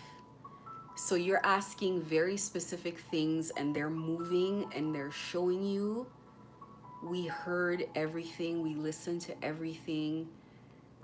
You're not ready for us to talk back, but we're talking back by doing it. You asked for this and you got that specifically, very specifically. Let me tell you how specific. One year I asked Spirit, I'm like, I want to save this much for the year. When I got to that number, I got to that number before the end of the year and nothing stayed in my bank account beyond that number. Nothing stayed in my bank account beyond that number. I'm telling you, I was consciously aware that I wanted to get more than that, and something kept coming up, a repair, a this, like something unavoidable, a tax bill, something. And I'm like, oh my goodness. But do you know what that made me do? I said, well, yeah, since I know that I am limited by what I ask for, I'm going to be more specific next year. The next year, I was very specific about what I was asking for. And do you know what happened the next year? That's exactly what I needed for something very specific that was on my gang stalking journey. Everything in my gang stalking journey has been set out for me without me asking, without me manipulating, without me trying. Where I live right now, I tried to sell this place and it just would not sell. And it was gang stalking that stopped it from selling. But also when I needed to make a very quick move, it was like I had everything that I needed. It was just in place. And even though I had very clear indication that they can block a sale if they want to, when it was time to sell the other place I was living, that went through quickly. Actually, they were determined for, like, do you know what I mean? You gotta just flow with it. Keep going with it. I give them another day every day. You would think that I've come this far. I'm so strong. I'm so confident in I give them another day. So I don't have to think too far out because it's not my job to plan. They know what I need. Everything is already set up for me. I just have to walk the journey. Everything that you want, you have to want that. I'm not you are asking for things you're supposed to ask for. You're asking for things at the time that you're supposed to ask for. Let me give an example. Okay, this is a really good example. They make you experience everything. I talked about in other lives about experiencing love spells before, and there was a love spell that I had to experience. When I experienced this love spell, my gut clearly told me not to go on the trip. Do you know what I did? I sat there and I thought about the fact that I wasn't going to get cancellation insurance, but I did, because it costed me an additional, I don't know how much on the tickets to get the cancellation insurance. And that's not something I ever do for any trip. That was the first trip that I ever got cancellation insurance, because I'm like, if I'm booking the trip, I'm going. My mind's already there. So it's the first trip I ever booked cancellation insurance for. And then the night before, while I was packing, my brain was like, don't go. My whole body was like, don't go, don't go, don't go. Do not go on this trip. And Do you know what I did? I sat there and I thought about the cancellation insurance would take $400 off of the cost of the flights. And I was like, I know it's only $400 I'm gonna lose, but like, I wanna go on the, do you know why I went on the trip? Just so that family and friends wouldn't see that I canceled it, and like I wouldn't, you know, because I had really like doubled down about this relationship. Like this was a good thing. And I went on the trip. I experienced everything that I experienced, but I experienced spell work. So I experienced a lot of the experiences that I ended up experiencing during my gang stalking journey, and that's why I was able to figure out that it was spell work. That's why I was able to see that it was a love spell. That's why I was able to avoid the love spell, because it's like, oh, I've been here before. That's why I was able to say, oh, they're draining my energy. Oh, they're doing this. Oh, they're doing that. Oh, whatever. But I also got to see how hard it is to fight against a love spell while you're in it, when your common sense is saying one thing, but you're under the effects of a love spell, making you do things that don't make sense, making you have loyalties and allegiances to people who are clearly demonic. People who clearly don't love you, don't care about you. So even though I might have said to myself, you didn't trust your gut when your gut told you not to go, and look what happened to you, I had to experience it in order to survive the big one. Because that person was nowhere near as anything as the people who did all of this stuff on me in gang stalking.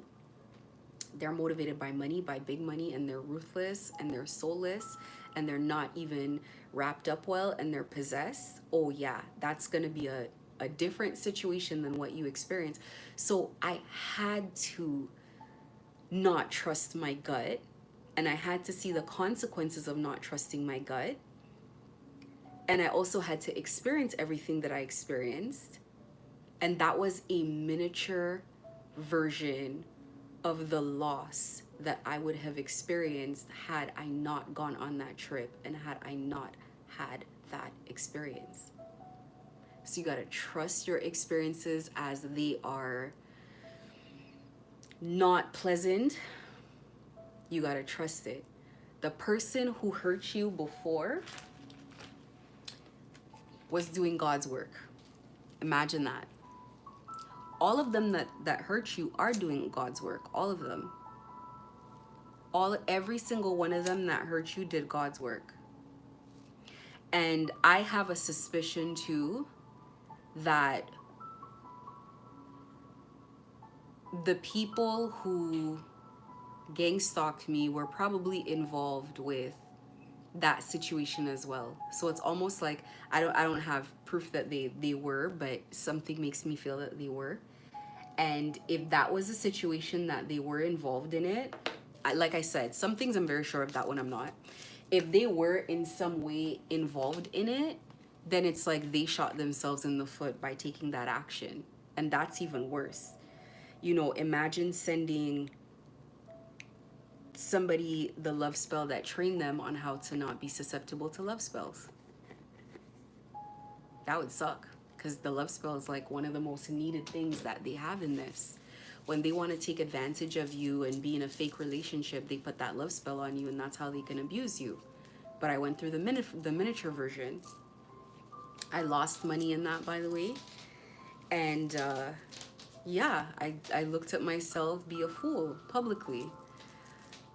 It is what it is, but it was a lesson learned. And that's why it's really important to learn lessons on spiritual journeys. On a spiritual path, you want to learn a lesson. As I said that, what gave me indication too, as I said that, is I started experiencing psychic attacks and people trying to come into my energy. And that's confirmation to me that they're pissed off. Every time they get pissed off, they lose control. They become a liability to themselves and others, and they do very self-destructive things. That's what happens when you lash out with spell work. That's why you take your time to pray. You don't want to lash out in anything. You want to always take your time to come to decisions. What else was I going to say in this situation? Go through that spiritual walk. Okay, it is going to be the best walk of your life. You're going to love it. It is going to be something that changes you forever. Your ancestors are going to also evolve as they help you on this spiritual walk. When they call you a chosen one, it could possibly just be that you were chosen to take this walk with God. And, you know, maybe your ancestors now graduate from people or living ancestors to angels. You never know. And now you got real life angels in your family. Or maybe they always were angels. Maybe you're an angel. Who knows? It's a beautiful thing to not be bound to reality anymore, in a place where you have or feel in control of your reality, in a place where you embrace the magic of the universe, and where it is an enjoyable experience, and you have to contribute to that by protecting yourself. But take the walk. Don't deny yourself the walk. Why? To live in a place where you don't feel in control? To be stuck here? To be stuck being gang stalked? Absolutely not. Take your time. Work with light energies so that you don't work against yourself. Anybody who does black magic is like, to me, you're digging yourself a hole. So you can work spiritually and be in service of God, because like I said, it's just collecting good karma. Anyway, once you work with light energies, you are in service of God.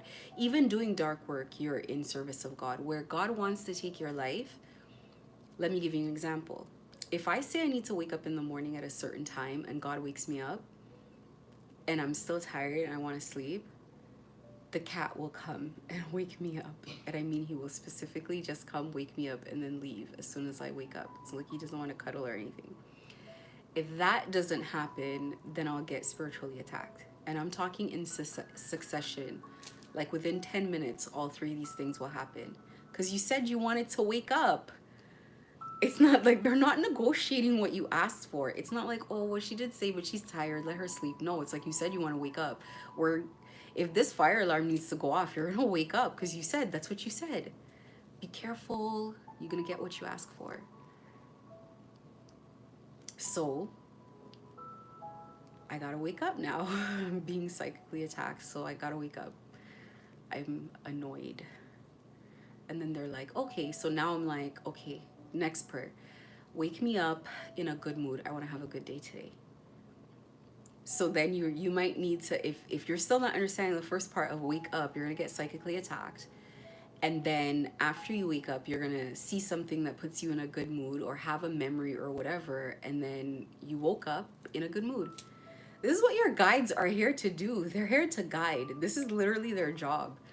Like, that's all they do all day. They're not burdened with eating, working, sleeping, none of this. You are the 24/7 job. They listen to every thought, every prayer. They're like right here all day, looking at you like this all day. I truly mean that. They're that hyper focused all day. They go everywhere with you. It's like you don't even understand. So take the walk. I'm not telling you this walk is going to be always easy or enjoyable. It's going to have its trials, but isn't that a part of life? You're living. Is life always easy? No. Spirituality is not always going to be easy. It doesn't have to. It shouldn't. God always tells me it's in the trials that you're going to learn the most things. I'm grateful for that. I am tried all the time. I'm always being tried. I'm getting better. I love when my healing work is working. I get to see that in real life, in real time, when I don't react to things in the same way that I used to, when things that used to make me lash out and be mad are now kind of like, okay, well, let's talk through this. I still have to talk to my guides about it because it's probably something ridiculous. But I can talk through it now. It doesn't change my mood. I can go through it, work through it with them, and have a good night's sleep and wake up in a great mood. I can find answers. I'm equipped with what I need to go through what I need to go through. is what I'm saying. So the healing does work. Keep working at it.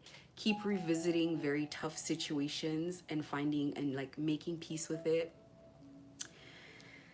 Keep examining yourself, trying to grow, trying to learn. Just walk your path. Your path is the only way out of here. This is the path. The gang stalking wasn't an accident. Being targeted wasn't an accident. It is the path through. You gotta continue every single day, choosing yourself and making it more and more likely that you are coming out of this with everything that you need to live an amazing life. An amazing life requires the skills that you're going to learn on the path. There's a reader, she lost her children. She had her door knocked down. It's on live, it's public. We don't even know if she's still arrested or not. We don't have any clue what's happened to her. She hasn't been on live since that event. But I trust and believe that that experience is going to make her a better person, because it's going to make her realize that there are consequences to her actions. It's going to make her see the world in a different way. She's going to know moving forward how to behave, when to speak, when not to speak, when to avoid fights, when a fight is worth it. I think that she will see, it'll mature her as a woman. It'll mature her as a woman. Maybe she needs to get closer to spirit. That's one of the things that's going to happen, because losing your kids is so traumatic that I'm pretty sure one is going to have no choice but to pray. The situations that she's going through are going to be so crazy. She has no choice but to pray. So, I think though the background is of war and it's going to be scary, like losing your children, the foreground, you know, if you keep God and your spiritual journey and your gods, because they're more than one, in the foreground, then I feel like you come out a better version of yourself, with a balanced experience, an experience that, as horrible as it was, as negative as it was, it is also probably one of the most positive experiences that you're ever going to have as well.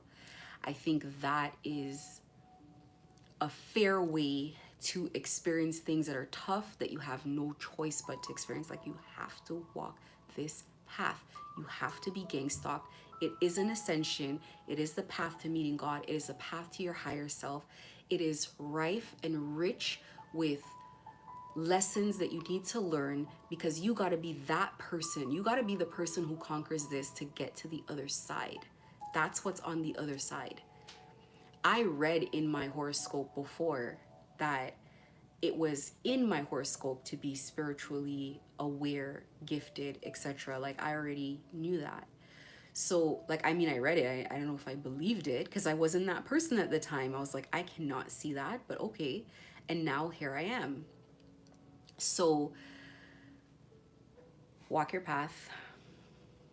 Be confident in walking your path. Be okay with making your mistakes. You're going to make a lot of you're going to have a lot of actions that you consider mistakes. A lot of things are going to happen that you're going to consider mistakes, and they are meant to be made. That's where you learn. Do you know how many things I learned from mistakes? I don't even, to the point I barely believe in mistakes anymore. When something happens, I'm like, oh, I tried it. That was just one of the things I tried, and that doesn't work. So let me do this, let me do that, let me do that, until I get to the point where I'm like, oh, I've perfected it. Not only have I found something that works, but I've perfected it. Just walk the path. Like, suffer whatever you need to suffer. And I have a million examples of how the people persecuting you are part of leading you down the road where you need to go. So the things that are for you are going to be protected. Either way, they're not going to be able to touch it. And then the things that are not for you, they're going to knock it out of your hands over and over. You got to look at it from that perspective, because that's the truth. The truth is not that they're just bullying you for no reason. They're bullying you out of anything that does not align. That's why God allows it. It's like letting them be of service. Let them do what they're supposed to do. People who make it out of gang stalking are people who are strong enough to carry the burden of the future that they are intended to live. That future involves things that require strength, willpower, trust in spirit, faith in spirit, enhancing and tapping in your spiritual gifts. That is the point of you going through that. So you have to continue hanging on there to get to the good part. You're in the bad part right now. You're going to get to the good part. There's always a good part. The good part's usually longer too. You're not going to complain as you have years of living an amazing life, but you're complaining as you have years of trials, years of being tested, years of development, character development. And it's only natural that you're not going to want to participate in the gang stalking experience and experiencing demonic people.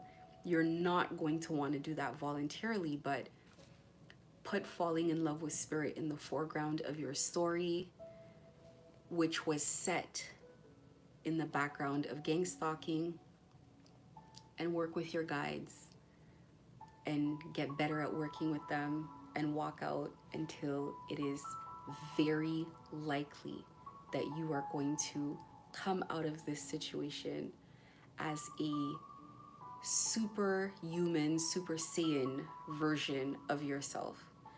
And actually, maybe I'll add this at the end here, but I'll come back and talk about this another time. Once you start facing like spell work, you got to consider yourself spiritually, like, you know, in the movie where the gorilla gets ready to fight and it slams its fist down on the ground and it hunkers down. Gorillas are very dense with muscle. So it's like gorillas, bulls, these animals, they always lower themselves to the ground because they make it hard for you to knock them over. They're strong. And when it slams its fist into the earth and it hunkers down, the earth vibrates like it shakes. That's the first show of strength. That is the intention that says, I'm not going to be moved. And that is strength. That's how you start grounding yourself when you get ready to deal with spell work. You hunker down in front of your opponent. You don't cower, you don't run, you don't back down. You get very firm that this is your territory. You're not moving off of it. They immediately know that they're in for a fight. It's going to be a fight because you're going to fight like you have nothing to lose. You're going to fight like you're okay with passing away. You're going to fight like it's you or them, because it is you or them. That's the position they've put you in. It's you or them. So, two kinds of people fighting, and you can see. There are people who fight you. It's not about win or lose. It's about not coming out of their fight. They stay in their fight. I'm talking about people physically fighting. You can see where someone's fighting. They don't care what they break. If they get hurt, they don't stay down. They don't stay out. They fight through pain. They're not coming out of the fight. Even the person fighting them loses anger and gets scared because they're like, they have limits. They care what they break. They care about losing things. They care about dying. The person who doesn't care about losing their life in a fight fights differently. So gang stalkers care about losing things. They do.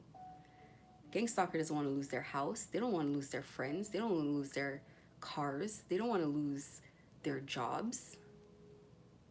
So you got to be okay with losing things and just lose things. We're gonna get down to the carpet. We're gonna take it to the mat. I don't care about losing things, and I don't care about losing my life because I'm spiritually tapped in. I lose a lifetime, I get another one immediately.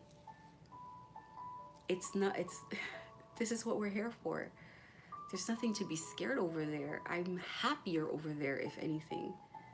So there is nothing that impedes me, where there's no place that we can take it where I won't take it.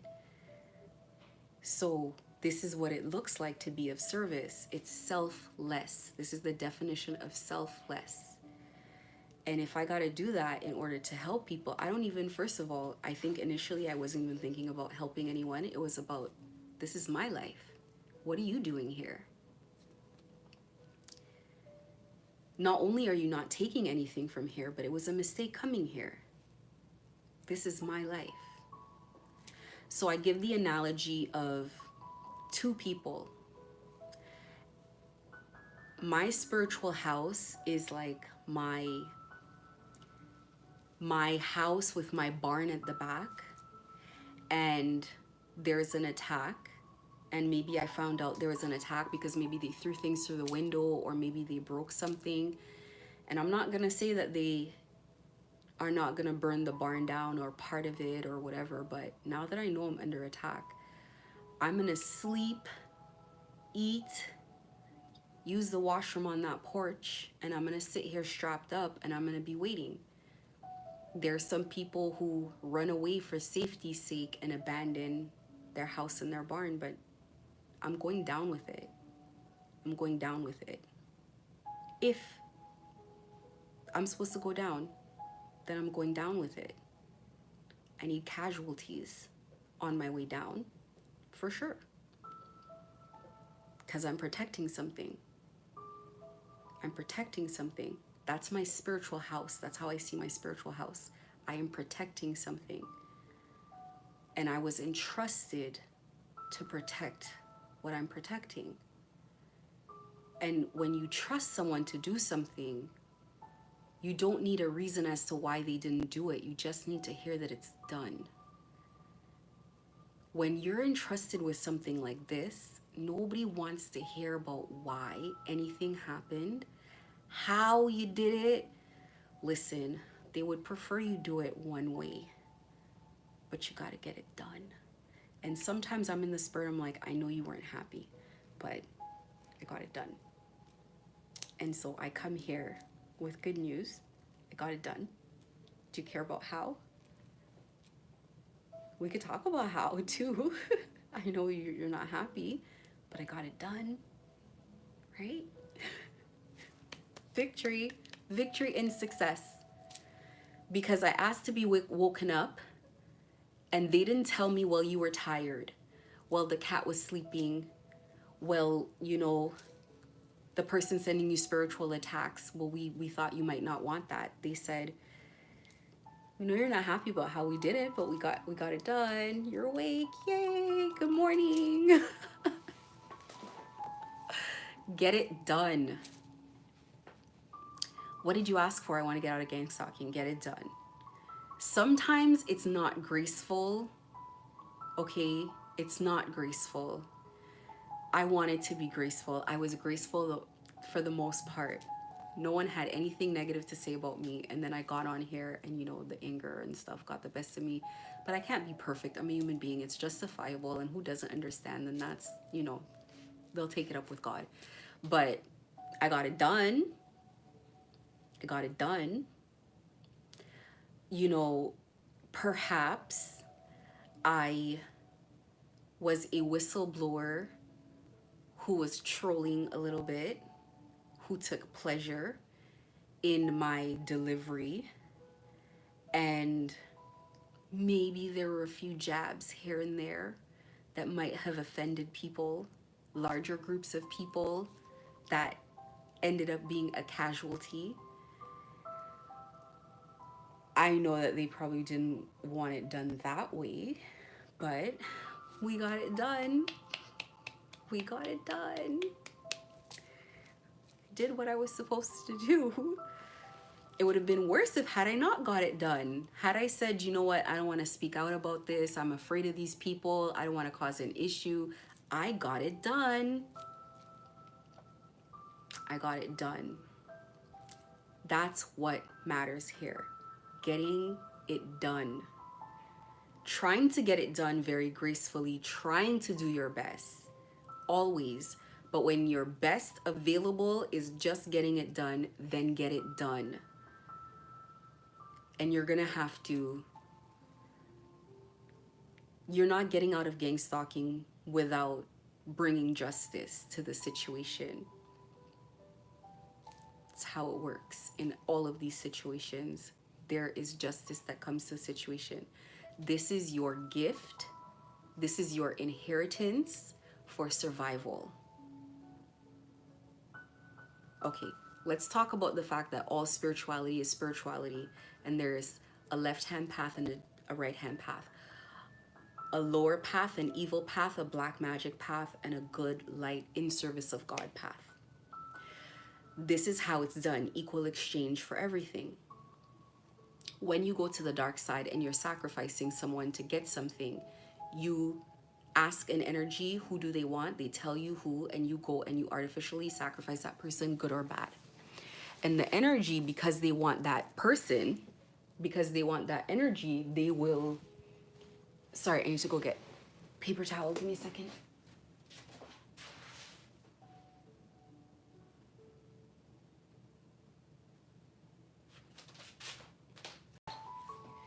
Yes, so because they want that person, they'll be like, okay, you're gonna sacrifice person ABC. Doesn't matter if that person did anything to them. Doesn't matter if that person's a good person. They sacrifice said person, said soul to the spirit, the entity, whatever. And then they get what they asked for, because spirits don't negotiate. They do what they said they were gonna do. They do what they honor their commitments. They honor their word in the spirit world. It happens. So yes, they use black magic and they get things, right? On a lighter path, you don't go to God and say, who can I sacrifice to get this or that? You probably ask God for something. And the thing that you ask God for, God says, sure, we can do that. God maybe is not going to ask you to sacrifice anybody. You're not going to go looking for anyone. But in order to get out of the experience, something will be sacrificed, right? The gang stalker's got to go. So you're looking at the intensity of your battle and you're like, whoa, this is a lot. This is a lot. You want me by myself to deal with a group of people, these kinds of people? Isn't that insane? You asked for a lot. You might have asked for a lot. You might have intended on a lot. Or it might just be your journey to have a lot, but truly you wanted a lot. Whether you express it to people around you or not, you may just have the attitude of wanting a lot, of being destined to have a lot. And so you're gonna go through a lot because it takes a lot to have a lot. It takes a lot of self-discipline. It takes a lot of endurance. It takes a lot of discipline, survival skills, resilience to have a lot, because you're gonna struggle. You're gonna struggle carrying that kind of a load. That's a lot. That's heavy. So you gotta go through a lot to get a lot and then to keep a lot. If you win it in the lottery, it'll be gone in 5 years, 2 to 5 years. So you have to learn the lessons that it takes. So go through this lesson when things like spell work, challenges, illness, betrayal, isolation, all of these things come in. You crouch down like a gorilla, like a bull, like something immovable. You put your weight into it. You throw your weight into it. You meet challenges head on. You lean into them. You push back on things that are meant to push you. As a matter of fact, you know what you have to do based on the things that they don't want you to do. They don't want you to pray more. They don't want you to meditate more. They don't want you to watch something online, go search it out more. They don't want you to get information, go dig it up. Whatever it is that they are scared of you to, like, think about it. They're not going to want you to make a police report. Don't you think a police report is going to be beneficial? Of course. Just got to lean into that. You got to do more of what they don't want you to do. They want you in a stagnant position. They want you homeless. They want you all of these things. You got to keep pushing, push past it. You determine, I don't want to be homeless. The hell? I'm going to stay on my feet. If God wants you there, you'll get there and you'll be taken care of there if that's on your journey. But if God doesn't want you there and you're staying on your feet, there's no way. Always remember, gentle reminder, spell work needs something to attach to. So if you are already not eating right and not taking care of yourself, then the spell work attaches to that. So say, for example, they want you to be overweight. Someone's wishing that into your life. You're already not eating right. You're already not working out. There's nothing pushing back against the spell work. It doesn't have anything to attach to. If you are eating right, you are working out, and you're praying, there's something to bless. There's counteracting.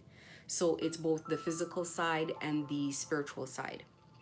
If you, whatever you want, your actions need to contribute towards that outcome.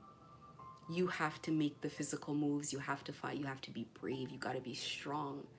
And you got to live like you got nothing to lose. That alone brings respect. When you fight like you have nothing to lose, it brings respect, both spiritually and obviously physically in the physical world, right?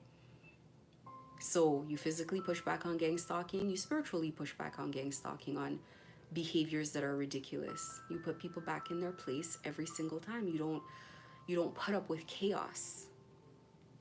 Don't put up with things that you don't deserve. Yes, you're going to take your time to make decisions, but when you make a decision, hopefully you come to a conclusion that you don't deserve abuse. Like, that's part of what you come to. You got to ask the spirit. There's no such thing as, oh, just leave it to karma or leave it to God. You are the karma. Your prayers are the karma. Leave what to God? Oh, just let God handle it. Oh, just don't let God needs to know what is needed. They don't take over your free will and they don't possess you. They need to know. They need your prayers. What do you want us to do about this situation that you're facing? Because if you don't say anything, you're gonna suffer with it, right? So you gotta see a situation for what it is. And situations, like I said, there is no mistake. Like, I went way too long being psychically attacked and not taking like very well, anyways, there's a strategy to doing things a certain way anyway. But I'll tell you, as far as being psychically attacked, it took longer, but it also built me up in a lot of ways as well. So one of the things that was a byproduct of being so psychically attacked is almost like psychic immunity. It builds you up spiritually. It makes you more hardened to spell work. It makes you recognize different kinds of spell work. It makes you very used to certain things. So it's like, it's a very rough initiation. It's not an initiation where you pay for the initiation and you find out how things go through trial and error. Like, it's like a guided initiation, and you're initiated through fire.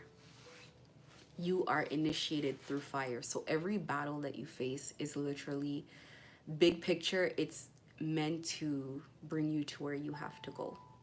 You're meant to get the spell work that makes you overweight, so now you know how to handle that next time. You're never going to let that happen to you again, especially if you're not being, irresponsible with the way that you're eating. You need to go through these very specific things to know very specifically how to get out of them. Keep going day by day. Keep walking your journey. You are exactly where you're supposed to be, despite how difficult it is, despite how scary it is, despite how tired you are. I've been so drained energetically, despite how frustrated you are, despite how demotivated you are exactly in the exact space that you need to be in. Don't think that you're too early, too late, too nothing. You're guided because you asked for something broad and they're doing the day-to-day actions to get you where you have to go. Just take your time with it, learn from it. Things that are so horrible, you say, I will never experience this again. That is by design. Sometimes it's easier to make you suffer a smaller version, still difficult, but smaller version of something that if you experienced later on in life would feel fatal, would feel like a fatal blow, or would be a fatal blow if you succumb to it. So take the spiritual lessons, enjoy falling in love with the spiritual world, because you will. That's how people end up doing black magic and all that. It is impossible not to fall in love with the spirit world. You will, as you make alliances, or more, not just more importantly, but more accurately, as you remember alliances, as you remember energies, as energies come around and they feel familiar to you, as you get help, as you remember your place in the spiritual world, because you have a place in there too. As all of this comes about, you are going to feel very special, very protected, like you're going on a journey. And like I said, you're not late, you're on time. But every new day, literally every new day, adds one notch in how more likely it is that you will come out of this. If you stop, if you take breaks, you're stagnating yourself. And you do not need breaks here. I say it all the time. I never took one break. I never took one day off. One day I don't want to go to work. I don't want to do this. I don't want to do that. Not one time. You got to keep going. You got to keep going. Find yourself on platforms, listening to people and getting advice from people who are going to make you feel empowered. Do not find yourself in spaces where they're just depressing you and making you feel homeless. This is about hopeless. This is about getting out of this situation successfully. This is not about just educating yourself to the point of being so scared to like go out of your door because they're doing this and they're doing that. Take your time. This is a journey. This is a process. Sometimes your breakthrough is way faster than you think. Sometimes it's going to take a little bit longer, but it's not going to be as intense. You don't know. It doesn't matter. Focus on the spiritual side of the relationship, and then you will get guidance for the physical part of it. By the way, anybody in the live, if you could like the live, that would really help, because that helps the channel grow.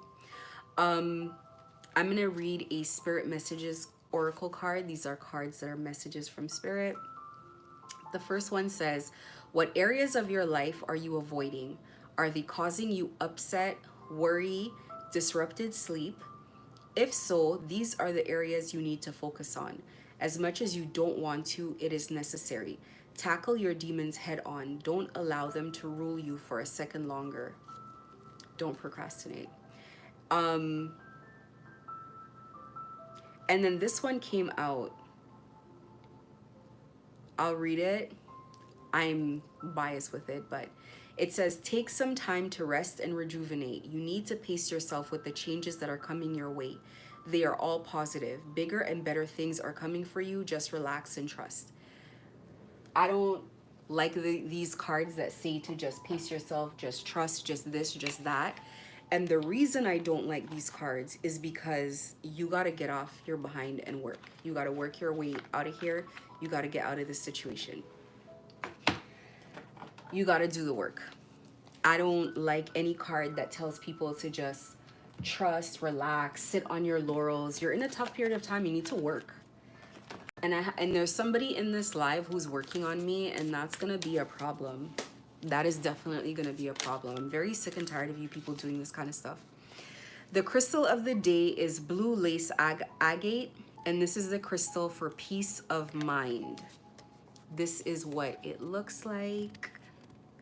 Blue lace agate. It is a very light blue. So the vibration is medium, and this has to do with free expression. The perfect communication stone, blue lace agate, frees up the throat chakra, allowing expression of thoughts and emotions. It counteracts feelings of being judged, encouraging a new mode of expression. Feelings that have previously been repressed are calmly given voice. Calming and nurturing, this stone dissolves anger, resentment, and frustration, and heals emotional trauma that underlies an inability to accept love. Blue lace agate helps men accept their sensitive feeling nature.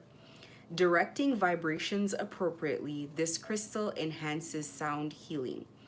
On the body, it deals with the lymphatic system, digestive organs, blood vessels, eyes, uterus, skin, pancreas, throat, and thyroid. And in the spirit, it encourages expression of spiritual truth, purifies and stabilizes the aura. And this is a pale blue with white and dark lines, blue lace agate. This is a crystal of the day. This is the message that I have for today. I'm gonna put the crystal of the day in the description box of this video. Thank you guys for hanging in there with me. Enjoy your spiritual walk. Enjoy your journey. Use discernment with the readers, the people with spiritual messages, what have you, online that you listen to. Do your return to senders, send negative energy, cleanse your space, negative energy back, whatever you have to do. Enjoy that spiritual journey, learn, because you need to know how to do all of this. Thank you. Have a great day, and remember that God loves you.